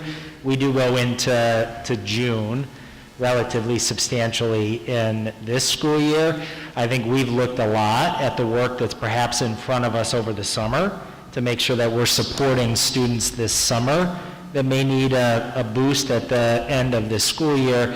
And then finally, we anticipate wanting to put the community in the best position to start the school year under a normal set of circumstances. And so again, I believe that delayed start helps with that. I think it's just a question of how far do we go back in the delay. So that really is just a matter of, do we give ourselves as much time as possible to make sure that, you know, we kind of have all information that we need to have for the start of the year, and again, that then impacts when you end the school year. So while I've been, you know, the kind of the push in the past couple of years to get those finals before break, I truly understand we are in unprecedented times. To take a year to get ourselves back on the straight footing. Also, we may find that through this year of testing the possibility of maybe finals aren't as important in that precedent that we've put in it before. I think that we're looking at that now. We may find that's not a key factor as we move forward in terms of that we need to have that traditional final schedule. So I'm okay with not having that end of the semester be, and like I said, I've been the one who's been pushing the last couple of years. I'm okay because of what we are facing this year. I think it's, you know, we like you said, we put it out there, we get the feedback from the community. My only question would be at the high school level. I mean, if we are looking to go back and we are in a normal situation, I know that high school sports start significantly earlier, and would our calendar impact our ability to be able to run those opportunities? That would be my only question. Neither one of the choices would impact our ability to run athletics or activities in any way. All right. But athletics are going to start in front of either of those. Athletics are always going to start in front of any school start date. Just to expand on Chris's, I believe, second point, the idea of finals and what that looks like has been something we've been talking about primarily at the committee level, about, you know, foregoing the traditional final exam process that we all know and most of our parents all know, and rethinking what that means and what that looks like for our students, which may in turn kind of make moot the idea of the calendar adjustments to get that semester break before the holidays. So, I do have one question about that, because on the earlier calendar, the earlier start date, January 20th is the end of the first semester.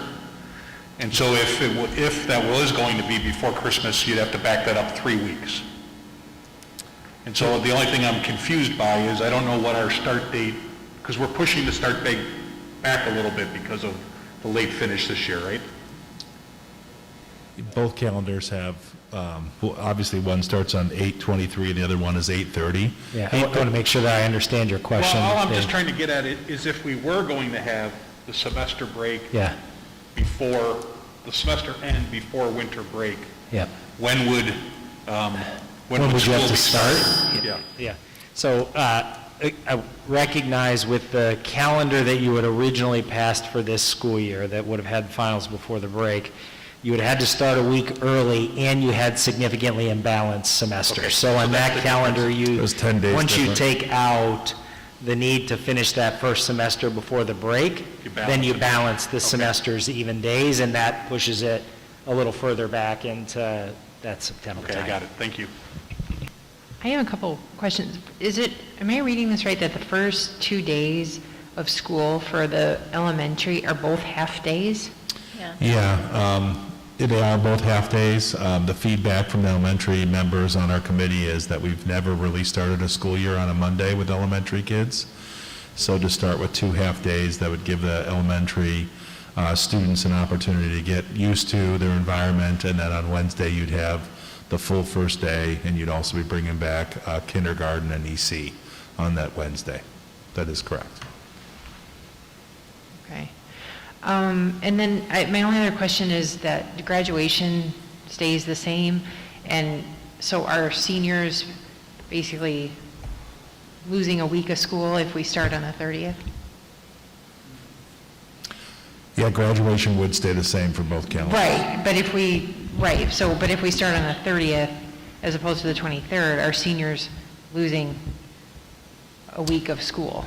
I think our seniors would be lobbying us to accept that The schedule. seniors would like No, that. I know. Yeah, the But- seniors would like that, but that's happened in other years, depending on how calendars end. And, I've been a part of a high school district where seniors miss a week of school because they graduate. So it's not unusual, but you are right that that's the case with the second calendar, is that seniors would get out earlier than the other grade levels. Yeah.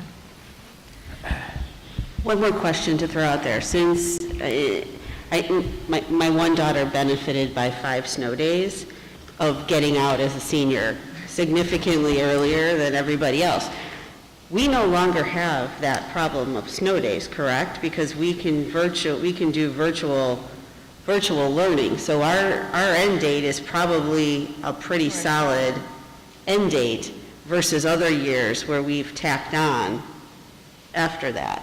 So I mean, I think my daughter was out 3 weeks. Because we had those 5 snow days.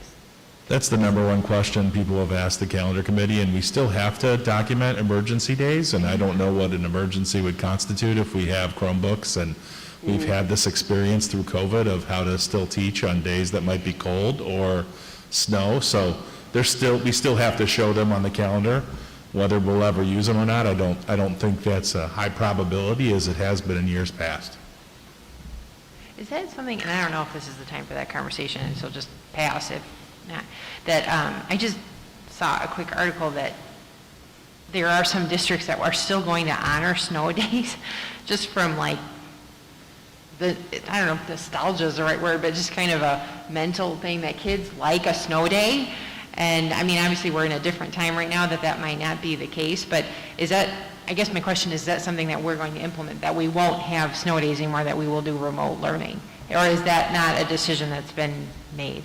I think that's probably a discussion for another time. Okay. We know how to do it, but, I think that's probably a discussion for another time. Okay.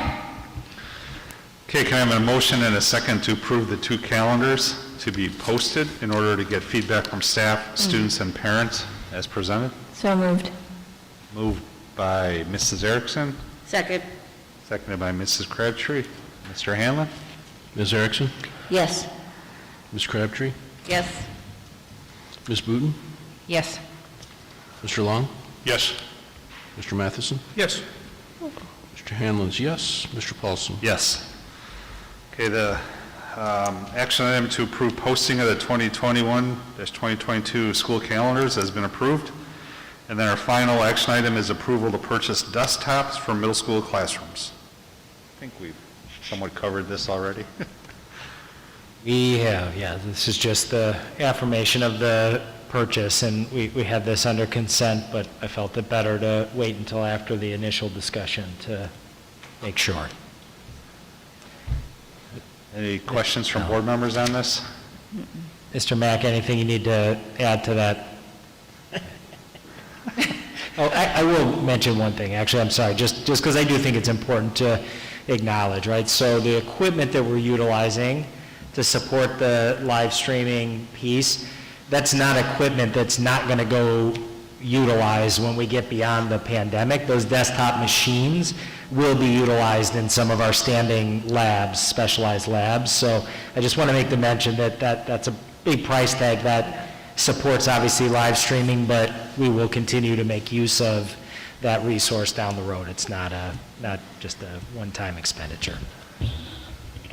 Mr. Matheson and I always recollect the conversations when we first joined the board about how technology was our number one issue. We've come a long way. Yeah, we have. I don't know if it was forced upon us or whatever. Okay, can I have a motion and a second to approve the purchase of desktops to support remote instruction as presented? So moved. Moved by Mrs. Booten, Second. seconded by Mrs. Erickson. Mr. Hanlon, would you please call the roll? Ms. Booten? Yes. Ms. Erickson? Yes. Mr. Long? Yes. Mr. Matheson? Yes. Ms. Crabtree? Yes. Mr. Hanlon's yes. Mr. Paulson? Yes. Okay, the action item to approve the purchase of desktops for middle school classrooms has been approved. We have no discussion items tonight. On our agenda are 4 written reports that are provided for information only. We have the monthly financial reports, the Freedom of Information Act report, the board communication log, and the Citizens Advisory Committee report, which I believe was the meeting minutes from the first CAC meeting. And there's another one coming up next Wednesday, which I believe is the third one, right? Any questions or comments from board members on the written reports? Mr. Long asked one thing which I actually forgot, but I will bring to the board. He just asked for a roster of this year's Citizens Advisory Committee. So I will make sure that I pass that along to the board with the roster and the chair and vice chair of the committee this year. Okay, we have a couple reports from board members. First up, the board committee reports, which included the notes from the meeting minutes from the Finance Committee meeting, which preceded the presentation on our audit tonight. Any other information requested or questions about that Finance Committee report? Any other reports from board members on any other topics? I do. I attended the Student Excellence Foundation meeting last month, and one of the things that's really with COVID that's impacting them is their fundraising ability. They aren't going to be able to be having their big golf outing. They are trying to push the annual appeal, and just a reminder, I know as board members we have often made contributions toward that as well personally. So I'm just putting it out there. They are significantly down in their fundraising opportunities. So for the community as well, to keep that in mind. Thank you for that. Any other reports from board members? Just 2 quick things. I'll just take 20 minutes or so. You have 30 seconds. We did have a meeting of the Equity Task Force, and we have 2 meetings in between this one and the next formal meeting with Dr. Kroom, so there is a lot of good progress on that, and that whole topic is, it's just really prevalent in a lot of things. And then I just, Mrs. Booten thanked you guys for all the work when she started. I always forget to do that when we do the questions. I do want to acknowledge all the work, all the flexibility. I really like the fact that you focus on middle school, because there is a perception that middle school has been kind of The middle child. the comments about middle school, so I think that focus was really good. And I also think that the discussion and where we ended up tonight was really good. I know there's going to be community members that are disappointed because we're not going back next week, or we didn't make a decision. These aren't easy decisions, and I think where we ended up is really good, and I think it was a really constructive meeting, even though it was long and painful, and I'm sorry I went over 30 seconds. It's okay. Thank you for those comments, Mr. Long. Anybody else? Okay, topics for future discussion is our 5-year financial projections, which are typically in January. One announcement as it relates to board meetings is we've made the decision that all remaining board meetings for this school year are going to be held at Hubble Middle School, so probably not unexpected, and I'm sure they're all going to be streamed live on YouTube. Our next regularly scheduled meeting is January 13th at 7 o'clock here. And then we made a decision tonight to have a special meeting next Tuesday, December 15th, 7 p.m. or 7 p.m. To cover the topics. And Dr. Schuler, I'll try to log my notes down to make sure that we're all on the same page in terms of what that agenda should be. I'm assuming we have no other public comments on agenda items, so given none, there be no further action to come before the board in open session. Can I have a motion and a second to adjourn the meeting? So moved. Second. Moved by Mrs. Crabtree, seconded by Mrs. Booten. All in favor, say aye. Aye. Anybody opposed? All right, our meeting is adjourned. Thank you.